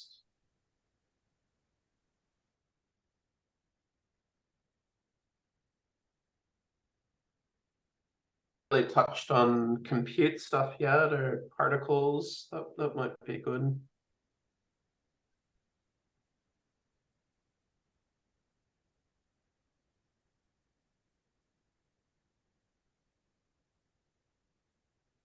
Might just very quickly show one more quick patch for Raymarch and SDF also, because I think it's something good to know about. And kind of comes back to what was talking about like, you know, some distance fields are more correct than others. And if you've got like a slightly incorrect distance field, it's not necessarily bad, but it really depends in the context that you're using it. And Raymarch is definitely one where if you do have a kind of funky distance field, you will see a lot of artifacts. So I just wanted to quickly show an example that explains this a little bit.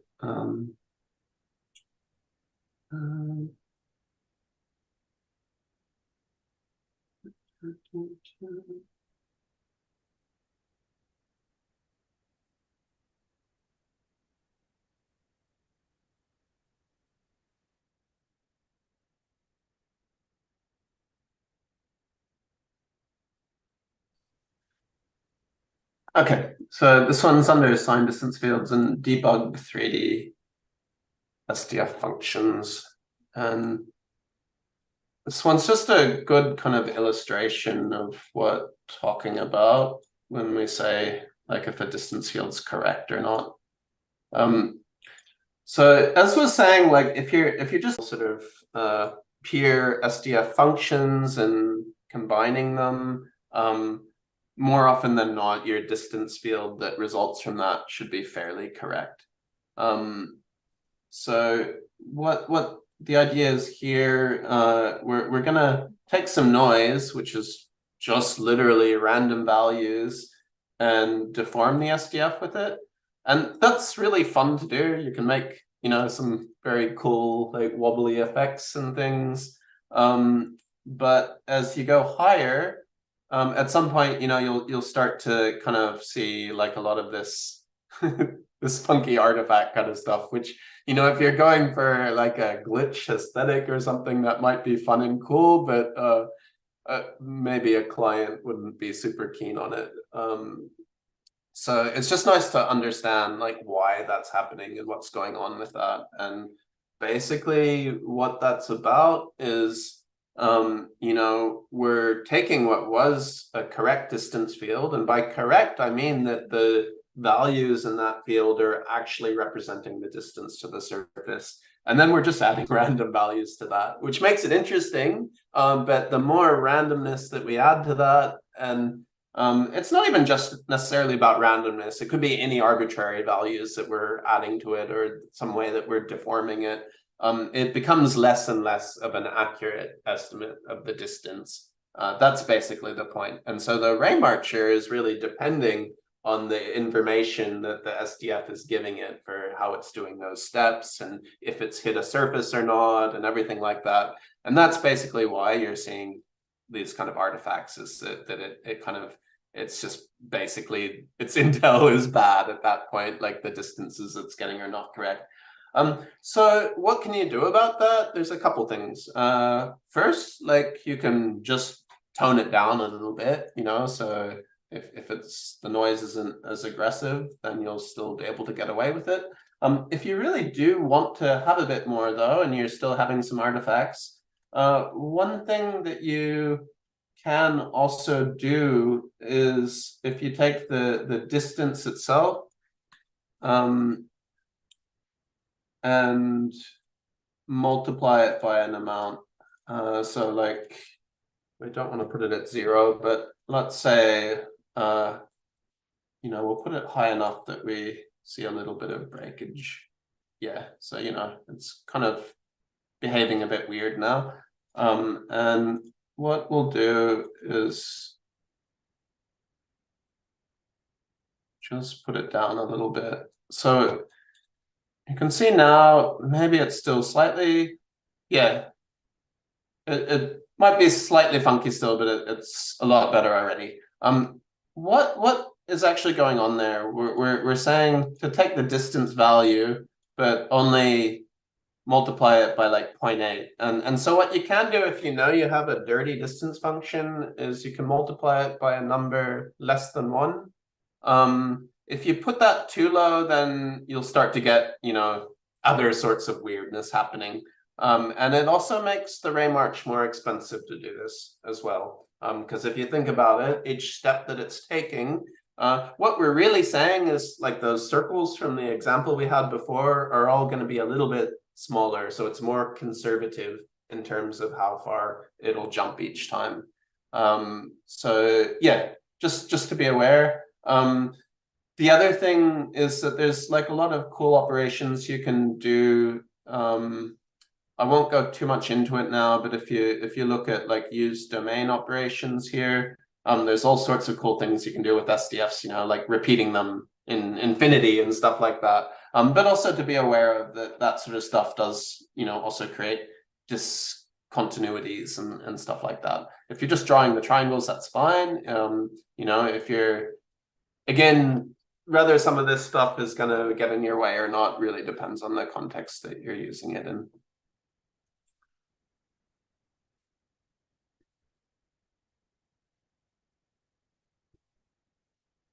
How's everyone traveling? Do you guys want to take a 5-minute break before we keep going? Or are you happy to just forge ahead?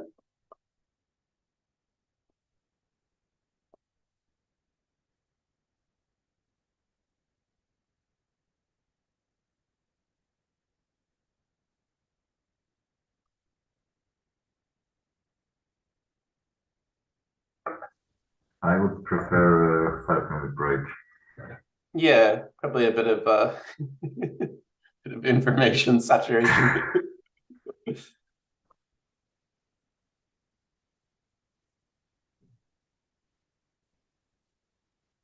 Okay, I think seems to be saying the same in chat. So let's take a breather for 5, and we'll come back on the hour. Yep, sounds good.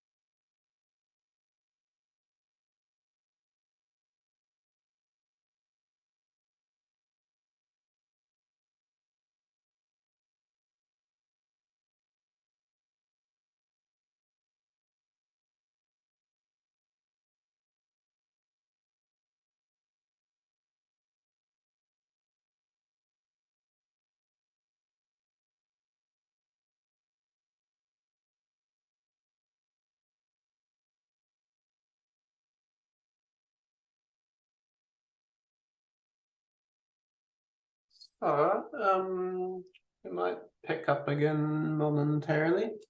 I feel like I've gone fairly over time with the stuff I was wanting to cover. I can see with how much there is still that we may have to be like a little bit brief on some topics.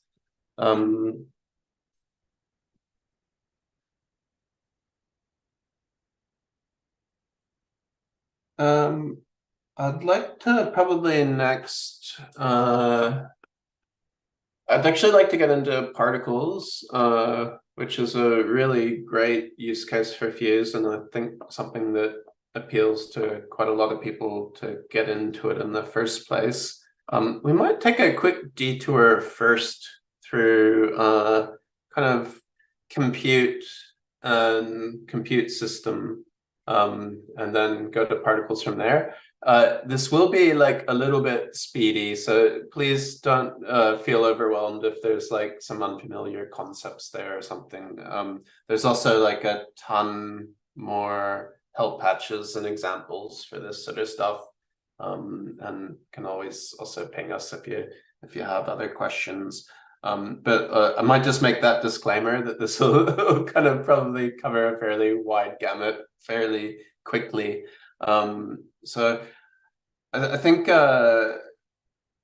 we'll get to particles momentarily. I want to just very quickly talk about this other stuff first because it's what they're built on top of. So I mean, really broadly speaking, compute is basically still just using the GPU or using shaders, but it's kind of using some aspects of the graphics API that were really designed for general computation as opposed to strictly just drawing meshes or rendering. And yeah, I mean, ultimately we might still kind of make some compute system and then draw something with it, but the difference is just a little bit more that you can have compute shaders that actually aren't really drawing anything themselves. It's really just about actually crunching numbers and doing calculations. So coming along with that, there's a little bit that you end up kind of having to interact with that's really coming from how the graphics pipeline and the graphics API is set up for that sort of stuff. There's also, like, I think at some point, some fairly more kind of high-level nodes that if you're not wanting to get into too much of this stuff, that's okay also. Like there's higher level nodes, and we will leave a little bit of time kind of at the end also to talk a little bit more about that, because I think we have some interesting kind of plans in that regard as well. So with that kind of disclaimer, just gonna very super quickly jump through a little bit of this. You have, if you're doing a pixel shader, it's very clear what one element or one unit actually is. It's a pixel, right? You're basically writing a shader program that is anything you're writing. It kind of is implied by it that under the hood, there's almost like a giant for loop that says, for each pixel, do this, and you might take some things like, where the pixel's position is or what the UV is and use that to kind of modulate what that pixel's doing or things like that. The same way like a vertex shader, that's dealing with a mesh and geometry, and it's very clear there what one unit is, it's a vertex. And again, you might take something like, take the ID of the vertex and use it to do this or that, or take the position and use it to do this or that. You're essentially writing like a kernel as a GPU program that is then going to be run over all these elements. When you deal with compute shaders, it's kind of the same sort of thing in a way that here we talk about threads though, and it's basically just the same thing, that the thread is kind of like the index, or it's the atomic unit of like the shader that you're making will run once per thread. There's different ways that you can kind of organize those. You can kind of dispatch a compute shader. Most of the time, honestly, you probably more often than not will use like what's kind of like a 1D indexing system, but you can also set it up in ways that are like a bit more optimized if what you're dealing with is data that's naturally in a 2D or 3D shape. There's also some things that you probably won't worry too much about unless you're an advanced user, you know, like the thread group size and things like this. It just has to do with both how the memory is being allocated on the GPU itself, and also some more advanced things, you know, like a thread actually has some ways to access neighbors that are in its group or things like that. But again, that's kind of fairly advanced sort of stuff. So this is kind of like a minimal sort of example of using some compute nodes. Again, this is like a little bit lower level, but I want to have a look at this, and then we'll have a quick look at the compute system, because that's like much more basically like a lot of this is taken care for you there. I just want to show like what's happening at the basic level, and then when we look at the particle system, that's kind of like also a bit higher level, and is basically like a advanced system built with the compute system. Is that an accurate way to describe things, Chris? I think you're muted there. I would say so, yes. Yeah. So, I mean, here, I'm using a readback node, by the way, which is actually just like what lets us take information back off the GPU onto the CPU. And it's very useful for debugging and things like that. It's a little bit of a no-no to do at scale, just so that you're aware. Here, it's really just for the sake of example. What we're doing here is we're creating a resource, in this case, a buffer. As I said before, buffers are kind of like the GPU equivalent of spreads in 4V land. Or if you're not kind of super familiar with 4V land, a spread's just like a big array, basically, just where you're dealing with like a collection of numbers. Compute can work on buffers. Having said that, it can also work on other resources as well. So like anything like a texture or something like that, you can actually use as the resource that a compute shader operates on. And so what we're doing here is we're basically, this buffer in is kind of just like taking a normal stride buffer, and we're basically bringing it into fuse land with that. We here are basically saying, okay, I want to take the index. So this is literally like, you know, the first element, the second element, the third element, and basically we're saying, okay, I want to set that one with this value here, and the value I've used here is actually just the thread ID and the group thread ID. As just a kind of quick side note, the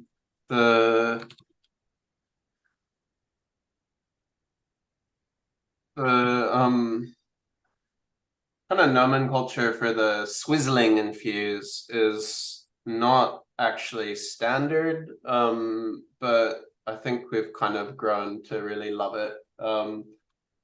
But I'll just kind of as a quick side note show that if you're just wanting to kind of join or split vectors and elements, the kind of syntax for that when you're making the node, if you're using joins and splits, is just to kind of use the letters and the minus or the plus. So, you know, like if I want to join one value with like an X with a YZ or something, I would kind of do this and it'll come up.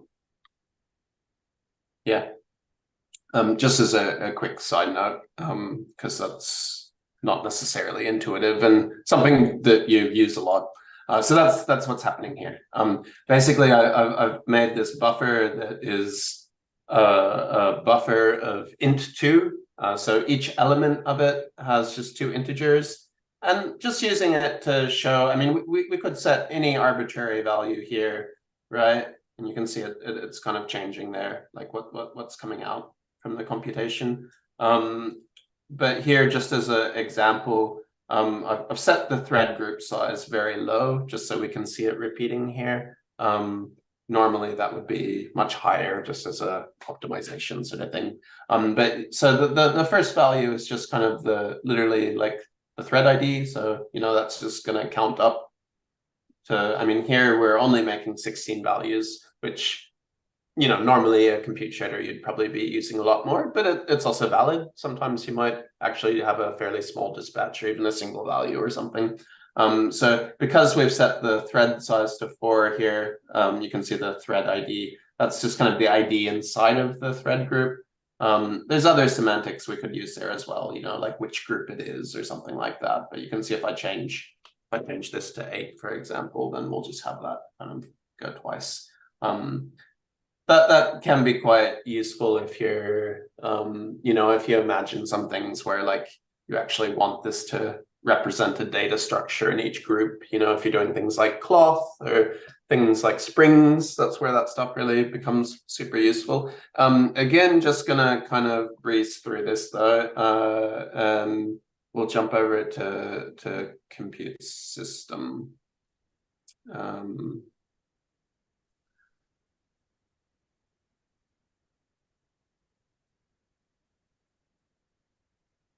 So when you are using compute shaders, you also kind of want to deal with like buffers and textures, and you can also use data structures. There's things like texture swapping and dispatching, and all of that you can really actually just patch from scratch with the sorts of nodes we were just looking at. But you very quickly find that you're doing like quite a lot of boilerplate and, like just having to do some fairly verbose stuff in a repetitive fashion, which is exactly what we like our tools to help us with.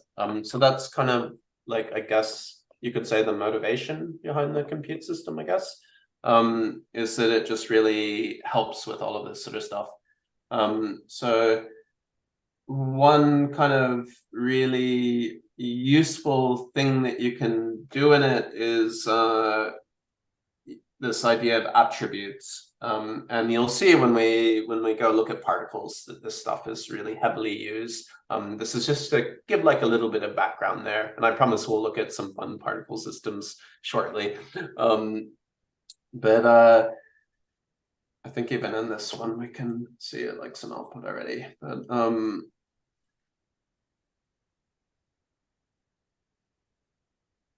so there's a couple different ways that you can use the compute system. You can use it with like a structured buffer, which basically lets you use a few attributes and does some magic under the hood to kind of compile all of those into a struct. It's quite unique. I'm not really aware of other sort of shader programming things that do that sort of wrangling for you. And quite often you'll want to basically the particles and things, there's a bunch that are made already, but we'll maybe also look at some examples where you can kind of just define that yourself. Inside of that, it's nothing scary. It's basically just exactly like what's here. You'll basically just see a node. You'll see that it has like a kind of a key attached with it, but nothing magic. But by kind of having that there in I'm just missing this from the by having that kind of defined there, what it lets us do is to then, if I say item position, that I can then use that in my graph in various ways, which is really nice. The compute stage functions as a type of compute graph and manages resources and dispatching. You can supply a resource via the resource pin. you can construct intricate systems by grouping multiple compute stages. In this setup, when you allocate a resource to the group's resource pin, it is automatically disseminated to the linked compute stages, allowing them to share this resource. This propagation mechanism operates recursively, even across intricate networks composed of multiple groups and compute stages. The compute system serves as the primary node of your graph, or like the sink, you could say. It monitors for modifications, and when detected, initiates shader generation and updates resources. So those are kind of the pieces, and then this is just an example of putting them together, which is, I think this is a really good resource because it's kind of like very minimal. There's a ton of amazing examples of stuff built with this as well. Some really cool, inspiring stuff that Chris has made there. But I think this is kind of nice just to see like the minimum ingredients. So again, like, you know, this item position and item color, there's nothing super magic about those. Those are actually what we've just defined here. And it's just like using this attribute node. But you can see here we can use them in the graph. And this is where it's like the actual compute stage itself, you have a group you can use for. And what's interesting there is you'll see this different type, right? Called GPU void. And it's still a shader node, but it's a little bit different than the ones we were looking at previously. I mean, you can see here, you know, we're setting the we're setting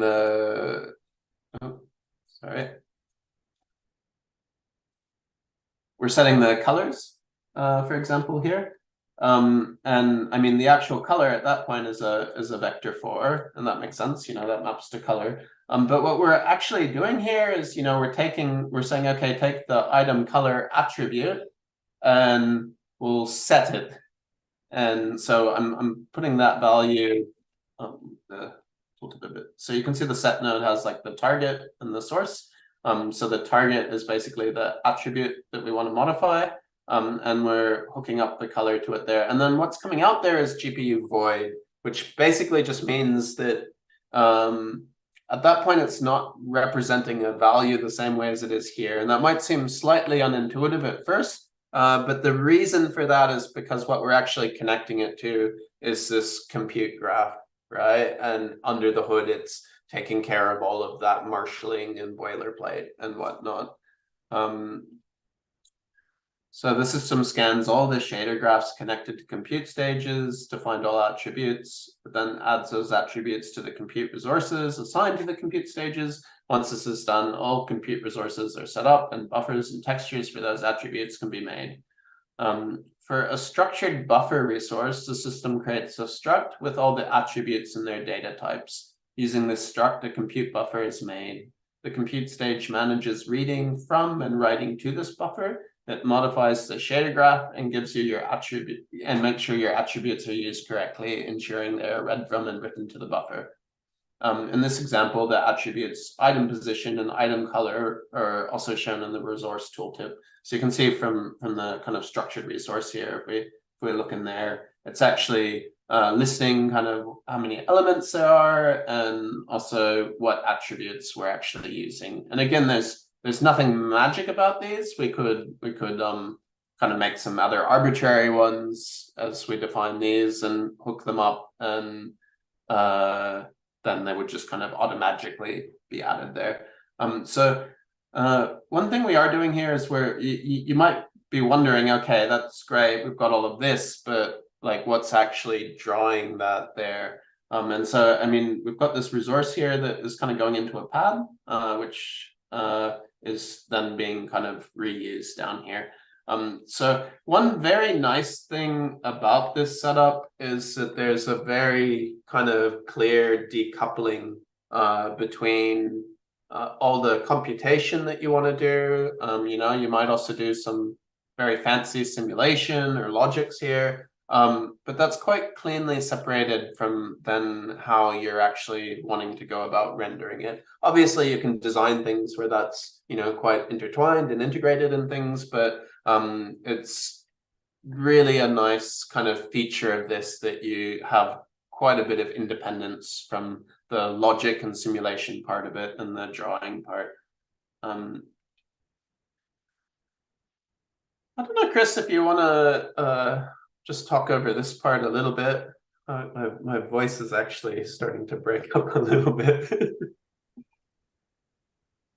Yeah, I mean, that's kind of the tricky part. If you do like with compute shaders, you need to keep track of everything. Like in the shader, you add an attribute, you need to increase the buffer, blah, blah, blah. And it's like just mechanical stuff you need to do every time. Yeah. So the idea was to basically take that out of the equation and just say, okay, I just need a new variable, a new value to work with. Yeah. Like for a particle, for example, not only have the velocity and the position, but also a target I want to head to.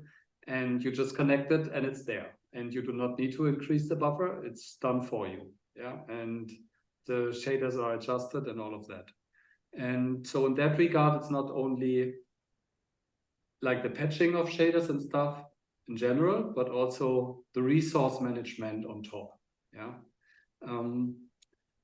And so this is kind of the backbone for, like, for example, particle systems, but also other stuff like fluid simulation. It not only applies to buffers, but also to textures. And so the next idea would be to, yes, you can mess with the stuff if you want. That's the current state. But we're now targeting to build more high-level node, so that if you do not want to get into the depths of compute shading or whatever, but more want to think in terms of particle system and fluids, and do not want to get below the surface, then that's also fine. And then we want to provide you with a flexible node set where you can still do plenty of stuff. Yeah, and once you find it's not flexible anymore or not enough, then you can get under the surface and do other stuff as well. Yeah. So the kind of ones in the middle here are just explaining a bit some of the different ways that you can use and draw that. There's also some other examples that are kind of pertaining to rendering that are really interesting. That I think it's quite nice how streamlined it is. If you just want to use some of the standard ways of drawing. The one down the bottom here is what's actually drawing our parts. So you can see here, you know, we're using this resource one. This is just kind of a helper to make the patch like a little bit cleaner, but it would really be just that we have this kind of resource that the compute system's operating on, and that would be attached there. We're using this just as a bit of a helper. Just as a side note, do be aware when you use paths to send data around like this that it has a frame delay in it, which if you know what you're doing and are aware of it, it's all good, but just something to be aware of, that in some circumstances that can get you into trouble if you're expecting everything to happen in the same frame. But you can see here we're basically just able to reuse these guys, which is really cool and amazing, because again, inside there, there's really, it's just like a kind of placeholder saying I'm this attribute, but we can, at this point, we're actually just like using a normal kind of fuse effect, and you know, you can see the values here are back to being kind of how to say, like tangible values. You know, they're not the GPU void ones anymore. Now it's kind of like a position again, for example. And what's really nice is that we can have like all of our compute system that does like some logics there, and you know, it's writing to where the position is and making the color and stuff. But if we want, when we actually go to render it, there's also nothing stopping us from, you know, further kind of modifying that on the spot. So like, you know, as a very simple thing, if I want to, you know, say, actually, that's great, I like the way all of this is, but, you know, I just, when I'm actually rendering it, need to move it a bit or something like that, you can do that. Or, you know, if I wanted to add some noise to it at this point, I could do that also without having to actually put that, you know, maybe if I'm using noise, I'll put it in the system. But the point is that you can kind of have it both ways there if you want to do some operations actually afterwards as well. That's also sometimes a useful thing.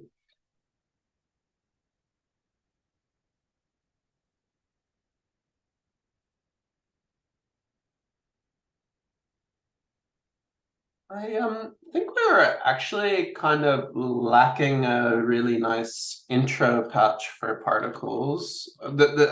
Having said that, there's a ton of really nice particle examples, so there's heaps to look at. But I think Brian actually just today was making a nice one for this workshop, if I'm not mistaken.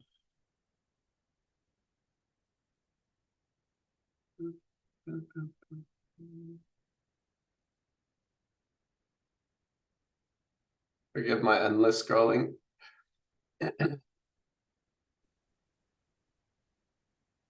think I don't know. He said he has fixed it, like the use particle system. So yeah. Yeah, no, I was just very slow in finding it. Kind of running on reserve tank here. So yeah, I hope you guys don't mind the kind of slightly abstract detour to get to here, but I think maybe some of the things in the particle system might just make a little bit more sense, having had a quick look at kind of what's underlying it. Oops.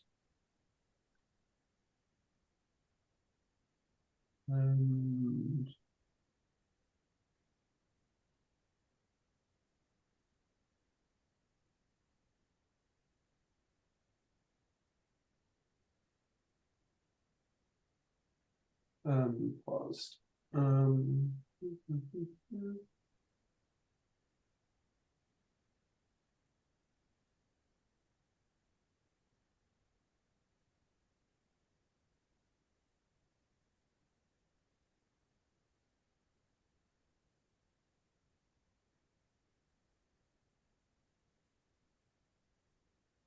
It seems to be freezing for me.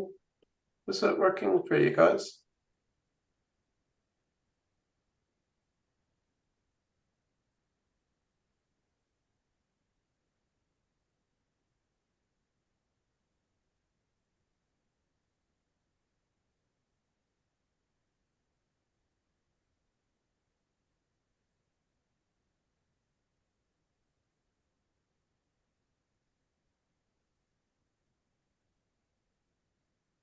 I will have to look.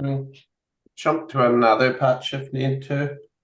I'd love to use this working. one because Brian's done a really nice job of like making some good comments and explanation of everything.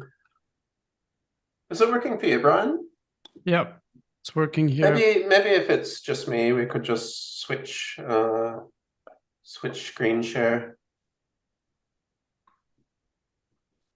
Okay.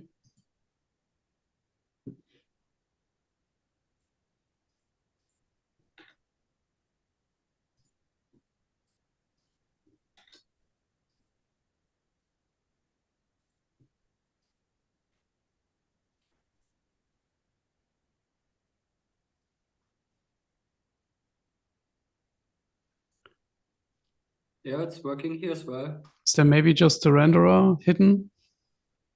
No, well, it is off screen, but it just keeps pausing for V for me when I open it. Let me just You let me need just to try sorry, restarting. you need to click. There's nothing happening there until. Okay. That's all. Yeah, should have said something. It's all good.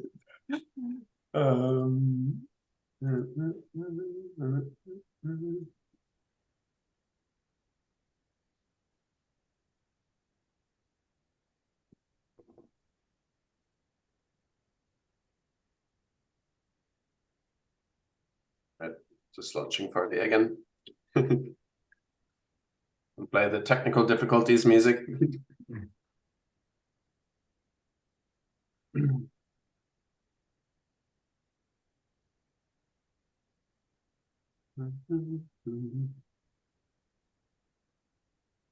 Yeah, I should add an info text or something.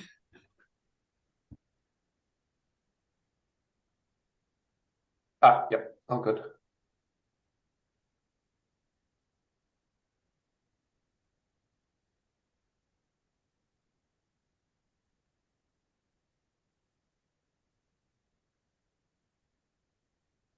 All right.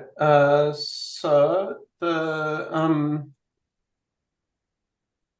patch is how to use particle system. If you type that into the help browser, it'll come up. And indeed, if we click here, we've got this is super cool, Brian. I kind of just want to play with this now. It's really nice. Yeah, so this is a really awesome patch, and I'm looking at it for the first time. But I think it's doing a nice job of just explaining a little bit the concepts in the particle system. So you can see, like, at its underneath, this is kind of actually just the compute system that we were looking at. And so I think it's also, if you're interested in like building your own systems on top of the compute system, actually a really cool reference for that as well. If you just want to do particles, it'll also just work for that really nicely. But just to mention on the side, like I think kind of understanding that it's actually just a use case of the compute system is really nice and interesting for seeing like what else you can do with it.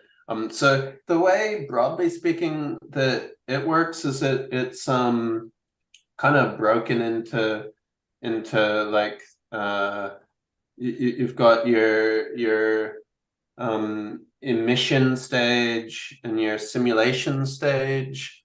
The simulation stage has a few different kind of things going on that we'll get into, but really kind of just broadly speaking, I think those are somewhat self-explanatory from the term. So emission really deals with how you're kind of creating your particles, how they're being generated, and the simulation stage is about then, okay, you've got X amount of particles, what do you actually want to do with them? And then again, what this is actually all generating is, you know, this kind of structured buffer, right? Here you can see it's much like bigger in terms of the attributes that it has going on. We can see it's got an age, lifetime, ID, particle position, velocity, size, mass. And a nice thing with the particle system is that like a lot of those kind of usual suspects of attributes are kind of already made and ready to go, where if you're making kind of a compute system thing from scratch, you might need to kind of define some of those, which is easy enough, but still an extra step to take that you don't really need to worry about here. You know, like if I want to do something with the you know, velocity of the particles, I really can just type velocity and use this particle version. And it's the same as what we were looking at before. It's nothing magic. It's just kind of defining an attribute called velocity. It's just that they're kind of pre-rolled for you. So yeah, the emission is like basically just where you say like how and where a particle is born. If you have some kind of attributes that you want to set, like at birth, it's where you would do that. Also, you know, things like setting the lifetime of the particles. All of these are kind of like the initial conditions, and then of course you can set those in different ways from the graph that you make. There's also, you know, some built-in things with the simulation stage about how it will interact with some of those as well. On the simulation itself, there's like this distinction between kind of integration and post-integration. Oh, sorry. Some question is fuse SDSL or plain HL, SL, etc. That's not a dumb question at all. Yeah, I mean, technically it's SDSL, because that's what Stride uses. Having said that, really probably, I don't know, maybe Chris could answer this better, but I'd say like 90–95% of what we're generating is actually just HLSL. Yes, exactly. It's mainly for like how includes are handled in SDSL. It's called mixins there, and like this is stuff that we just put on top if we include other shaders. And then also regarding, it's called semantics, like the position or text chord stuff, how it's called, that is like some kind of binding that happens in SDSL, and we use those definitions. Yeah, so it's SDSL, but it's mainly like all the normal math functions and stuff. As SDSL is kind of a language built on top of HLSL, it's mainly HSL, but takes SDSL wherever it's needed to work nice with Stride. That's probably something we're looking also now in the next development cycle to get the integration a bit better also, yeah, and take advantage where we can take advantage of ShaderFX and Stride, and that you can also take advantage where Fuse makes sense, yeah, so that you get the best of both worlds, yeah, and combine, yeah, create a combined strong package basically. Yeah.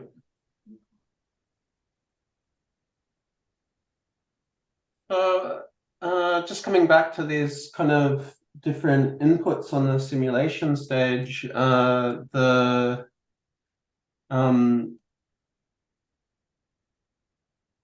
the integration stage, it's where you place all effects that affect integration, and that's things like forces, colliders, and stuff like that. And when we talk about integration here, we basically mean like a step of the simulation, you know, like if it's looking inside and saying, okay, well, all the particles are at this position, and then we take a time step and, you know, add all the forces and push them all or do any kind of modifications like that.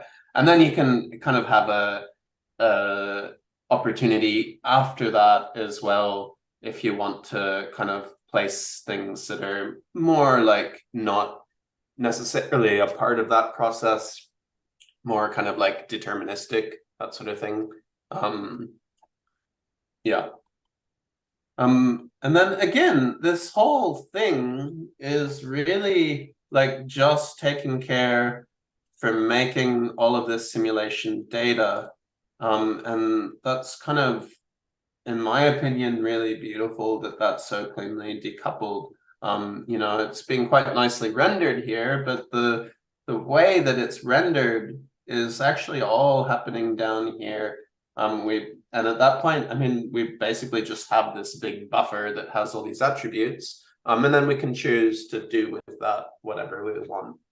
So, you know, you could take the same particle system and actually render it lots of different ways, or different lighting and materials and even geometry and stuff.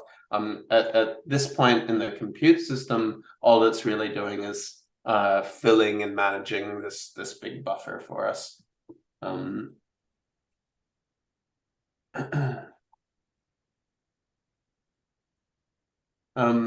Here we're using the kind of PBR rendering from Stride. One thing to note is it's like the kind of Fuse flavor of this. It's another thing I think with integrating stuff that we might try to get rid of some of these duplicate nodes. But for the moment, just keep in mind that you know, when you make that PBR one, there is a Fuse version of it. And by using that one, that's just letting us again use these things like these magic nodes here. Again, inside of them, you know, that's kind of just a default attribute to be able to use with particles. There's nothing actually kind of going on in there other than saying, hey, I'm an attribute. And then it's really the kind of, you know, the magic of this guy kind of wrangling all of that kind of actually causes us to have a value come out of it at the other end. And so, yeah, you know, it's quite nice that way that we can, again, you know, we can use those attributes as they are, or like when you actually come to render something, you know, again, if you want to if you want to do some extra little kind of logics or normal kind of fuse patching there, you can do that too. You can employ like stuff on the CPU as well, or like normal patching, and use that to also animate stuff in Fuse or on the GPU. This is particularly valuable when you require precise control. So like here, I mean, the nice thing is that we're kind of having this interactivity with the mouse. Obviously, that could come from anything like tracking or data analysis or whatnot. In this example, we're sampling the mouse for A position, its velocity, and the left mouse button as triggers for a fuse particle emitter.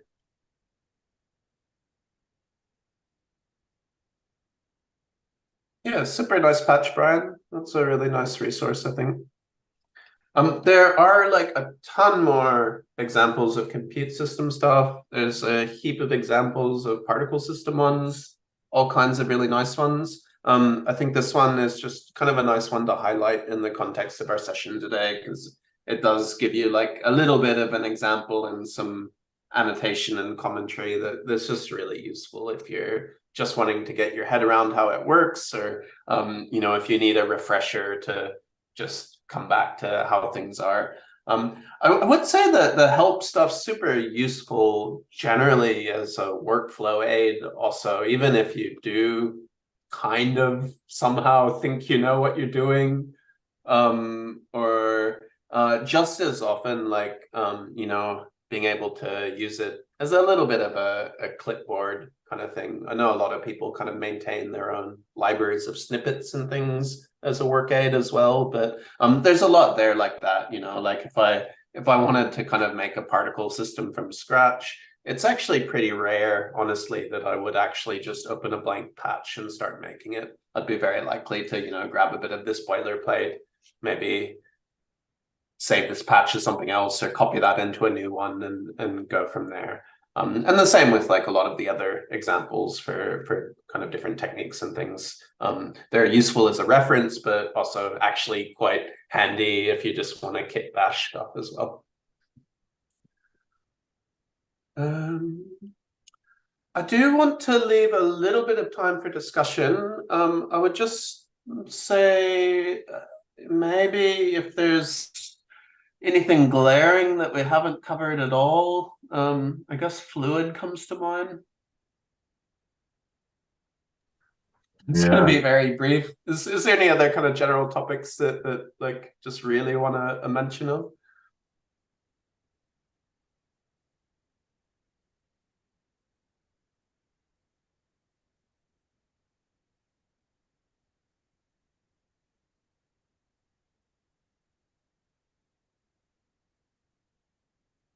So this is explanation fluid introduction.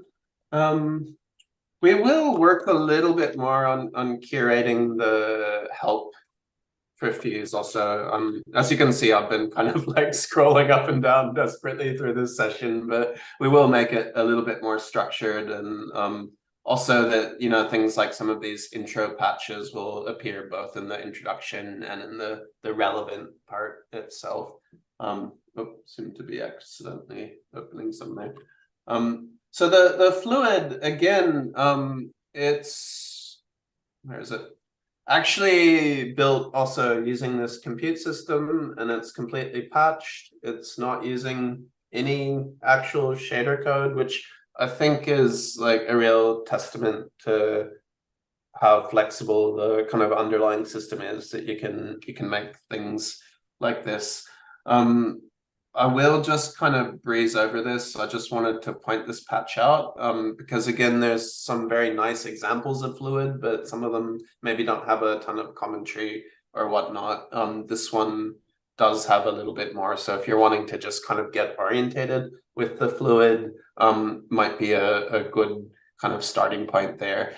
This has kind of broken a little bit into like sub patches also. So, you know, it's definitely worth having a look inside of these to see the different parts. And again, there's some commentary there as well. I think one thing that is really the motivation behind Fuse, and super nice to see kind of really just starting to come to fruition now, is that all of these kind of cool systems, like whether they're Raymarching or fluid or particles, they're all built using the same kind of parts and ingredients, which gives you also like a really nice amount of interoperability, you know. And if you want to have like an SDF that does things in all of those domains at once, you can. If you want to have a noise that you apply to all of them in an integrated way, you really can have these systems that are kind of overlapping and interacting with each other in interesting ways, where in a lot of tools, you know, you might have quite advanced implementations of some of these things, but it's very often that it's kind of a little bit siloed or, you know, in separate sandboxes. So I think that's kind of a lot of the beauty of the system that's here, is that they're kind of all in one big sandbox. I think we have run pretty over time, so we'll have just a little bit of a discussion at the end now. I had actually hoped to build a patch from scratch with you guys. I think we're a bit short on time for that one, but maybe that's something we can do like another time as just a fun thing to stream together or something like that. I think there was, yeah, this is the one that was hoping to build from scratch. It's just kind of a simple little patch, but basically tries to cover a few of the different systems and things we were talking about. So it's a little SDF Zen garden. And yeah, just has kind of like some of the ingredients we went over today. You know, we're taking an SDF, we're deforming it with noise, and then we're kind of splitting that to both Raymarch it and also do like a little wave simulation with it. But yeah, maybe we'll do something like that as another session sometime, just for fun. Yeah, I will make sure that like the next course is more hands-on. I think this one is like served like an overview, yeah, so it's more like going over stuff quick and not get lost into things, yeah, which is also like quite challenging, yeah. So it's like surfing along those help patches to show you the possibilities at first, yeah, after you haven't seen from Fuse like quite a long time, yeah, I think was like our expectation here. But yeah, totally feel like feel you guys, yeah, if you want to get your hands dirty. So look in the help patches, play around with this, yeah, and be assured in the next workshop, yeah, there will be some nerdy talk and patching stuff and playing around with stuff, but then maybe also like getting stuck a bit, you know, and be not so fluent, you know. We kind of had this goal at the outset, I think, when starting on Fuse, of wanting to actually ultimately kind of target or cater both to people who are really more coming from like a design point of view and less technical, but also to people who are really wanting to be like more hands-on with lower level stuff. A lot of people told us this was a really kind of crazy idea to go for both of these at once, but I do feel like it's kind of coming to like a point of fruition now, where that's actually like quite somehow working and a valid approach. I think I mean, maybe just talking super short or brief, because we're nearly out of time now, but as far as kind of next steps, I think as mentioned before, Chris has been spending a huge amount of time working on like these kind of lower level underlying systems, and yeah, I really want to kind of give him a very big thank you and kudos for that. I know that's kind of fairly well reflected in the sentiment from the community as well. But like going forwards, we're kind of really at a point now of having a look at what other kinds of higher level systems we can build on top of it, and also how those interoperate as well.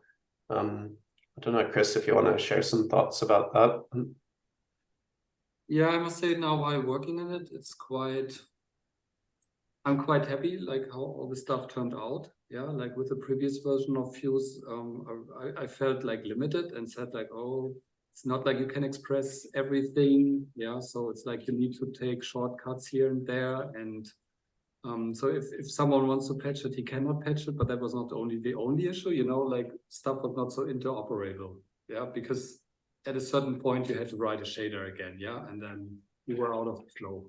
And I think I'm quite confident, like with the low level and also mid-level kind of Fuse, like with the compute system, that really works quite nicely. It's all can be connected, like the noise, the SDF, the fluid, the particles, the compute system, and really like everything works everywhere. Yeah, and I really like that. And compared to other systems from other game engines, which I also come from, yeah, I think that's a good step forward, and it's a lot of fun. Yeah. And yeah, now the next step is to build this more high-level nodes also.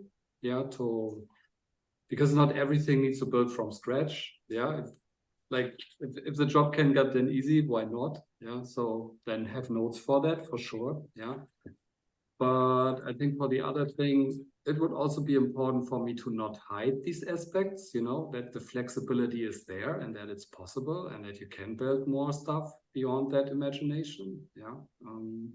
And I think that's probably keeping the balance of that is something I'm curious about. Yeah. I'd also like again to really thank everyone who kind of initially supported the concept in the project. And again, a particularly big thanks to Christian for kind of working so endlessly and tirelessly on refactoring the kind of underlying systems. Also, a particularly big thank you to Refik Anadol Studio, who have been like a real rock in terms of supporting and subsidizing ongoing development, and also being very happy for us to actually share what's actually kind of a lot in parts project work. I mean, obviously there's parts that we keep specific to a project because it's project specific, but generally speaking, from all the work we do, everything that we can generalize and that we can share, we do. And it's really nice to be supported in that, both through the project work, and also Rafik's been pretty great with also just actually giving like ongoing direct kind of financial support to it as a project as well, which is one thing I would say. Like, I'm very happy for anyone to use it for anything, and it gives us great pleasure to give it away. If it is something that you use on an ongoing basis in a professional capacity, or your studio kind of really uses it for production, I would also encourage you guys to consider helping to support it as well. That might mean also looking at things that you can generalize and how you can contribute to it itself. There is also an OpenCollective link that we have where you can donate to it, and particularly for studios where you use it to generate revenue, would really encourage that. There's certainly some parts of our work with it that have been subsidized through work, but there's also an incredible amount of blood, sweat, and tears that's just kind of done on a personal basis. And so as far as keeping that sustainable, would really encourage you guys to have a look there as well. Put the link in, and particularly to consider like ongoing donations, even if it's kind of less that you would contribute that than as a one-off. It's actually much more useful as far as like planning developments forward and stuff like that, if we know that there is like some consistent support. So yeah, I don't want to kind of go go too long in the hat hat passing kind of thing, but it is something that you know, we kind of quite some time back decided to not really ask for that kind of support until we felt that the tool was really there at a level where we were actually happy with it and happy with the way it's working and using it in our own work. And we've kind of reached that point now, I guess, and feel a lot of motivation to continue. But certainly, like, you know, it really helps to also have some support. Whatever shape that is, whether it's financial or I know people also build really amazing things with it. And yeah, if there's opportunities for that to also be kind of shared back with the community, it's super nice to see and very motivating for us to continue. Yeah, be assured it will be put back in the project. Yeah, so it's like and some of the stuff is boring for sure. You know, it's not like only fancy particles and Raymarching, and some stuff which is not fun. Yeah, and it would be cool if some of that can be recompensated. But also if you have other features in mind, you know, you want to support, you can also contact us, and we can see where we can help you or make workshops or consulting. Yeah, so all of that is available and on the table. So in the chat, dropped the link to both the OpenCollective and also the link again for Node Institute. Just again, they've got a whole season of cool 4V stuff going on, and the next couple of weeks will be kind of more Fuse stuff. And yeah, as Chris was saying, hopefully a bit more hands-on. But yeah, really thrilled to have had such like a large and enthusiastic turnout. It's super cool. Want to thank the Node Institute for hosting us and also kind of promoting it and sharing it. And yeah, thank you guys for joining us. Yeah, thanks to everyone for joining us, and thank you, Kyle and Christian and the Fuse team also for making this workshop so available and accessible to everyone. As Kyle mentioned, our next 2 weeks will also, if you're part of our intermediate season for V4, then you'll get more hands-on with Fuse, with Christian next week teaching a class, and then followed by Brian Mischling on the Fuse particle system. And if you're not a part of the class, do check out the Node Institute, our website for the courses. You can join just one-off, or you can join for the whole season. Kyle, I think in the beginning you mentioned that it's super late where you are in your time zone, and I think if you hadn't mentioned that, I wouldn't have known. You've been super engaging, so thank you so much for doing this, and Christian as well for supporting. Our pleasure. Really happy to share. Yeah. Great. Thank you, Kyle, Brian, Christian. Kyle, can you hear me? Yeah. Hi. And do you have any pointers for volumetric lights or shadows? Any help patches? There is like some volumetric rendering stuff that we're working on. I don't know like specifically for lights or shadows. I know that Schnell Ubuntu Builder was doing quite a bit with that. I think even in Gamma. I think you might have a look in chat. I can see maybe Michael's popping up now. Yeah. I don't know of any specific examples we have in Fuse for that, but you could certainly build it in it without a problem. Yeah, it could be nice. I would like to. I am trying to solve some things with shadows and also to see the light beam. And I saw some examples in beta that the Saxismundi did something with it. I asked him and he told me light shafts. I don't know if there is something like that in Gamma now. Yeah. I know that Stride also has some built-in functionality for volumetric lighting. So that might be a good first thing to check, just in case that already ticks the boxes for you. But if it's something that you want to really customize more or have more control over, then it might be worth considering a Fuse implementation. And this will work with the Raymarching system? It's in Stride, no? The Stride one is kind of its own separate thing. I think for Infuse, as we mentioned, we're kind of about to revisit the Raymarching setup, but our ambition for it is that like we can use it for Raymarching, for volumetric lighting, for ray casting or ray tracing, basically that anything with rays, that it's kind of using some of the same underlying machinery. Cool, man. Thank you. No worries. Cheers. Cheers.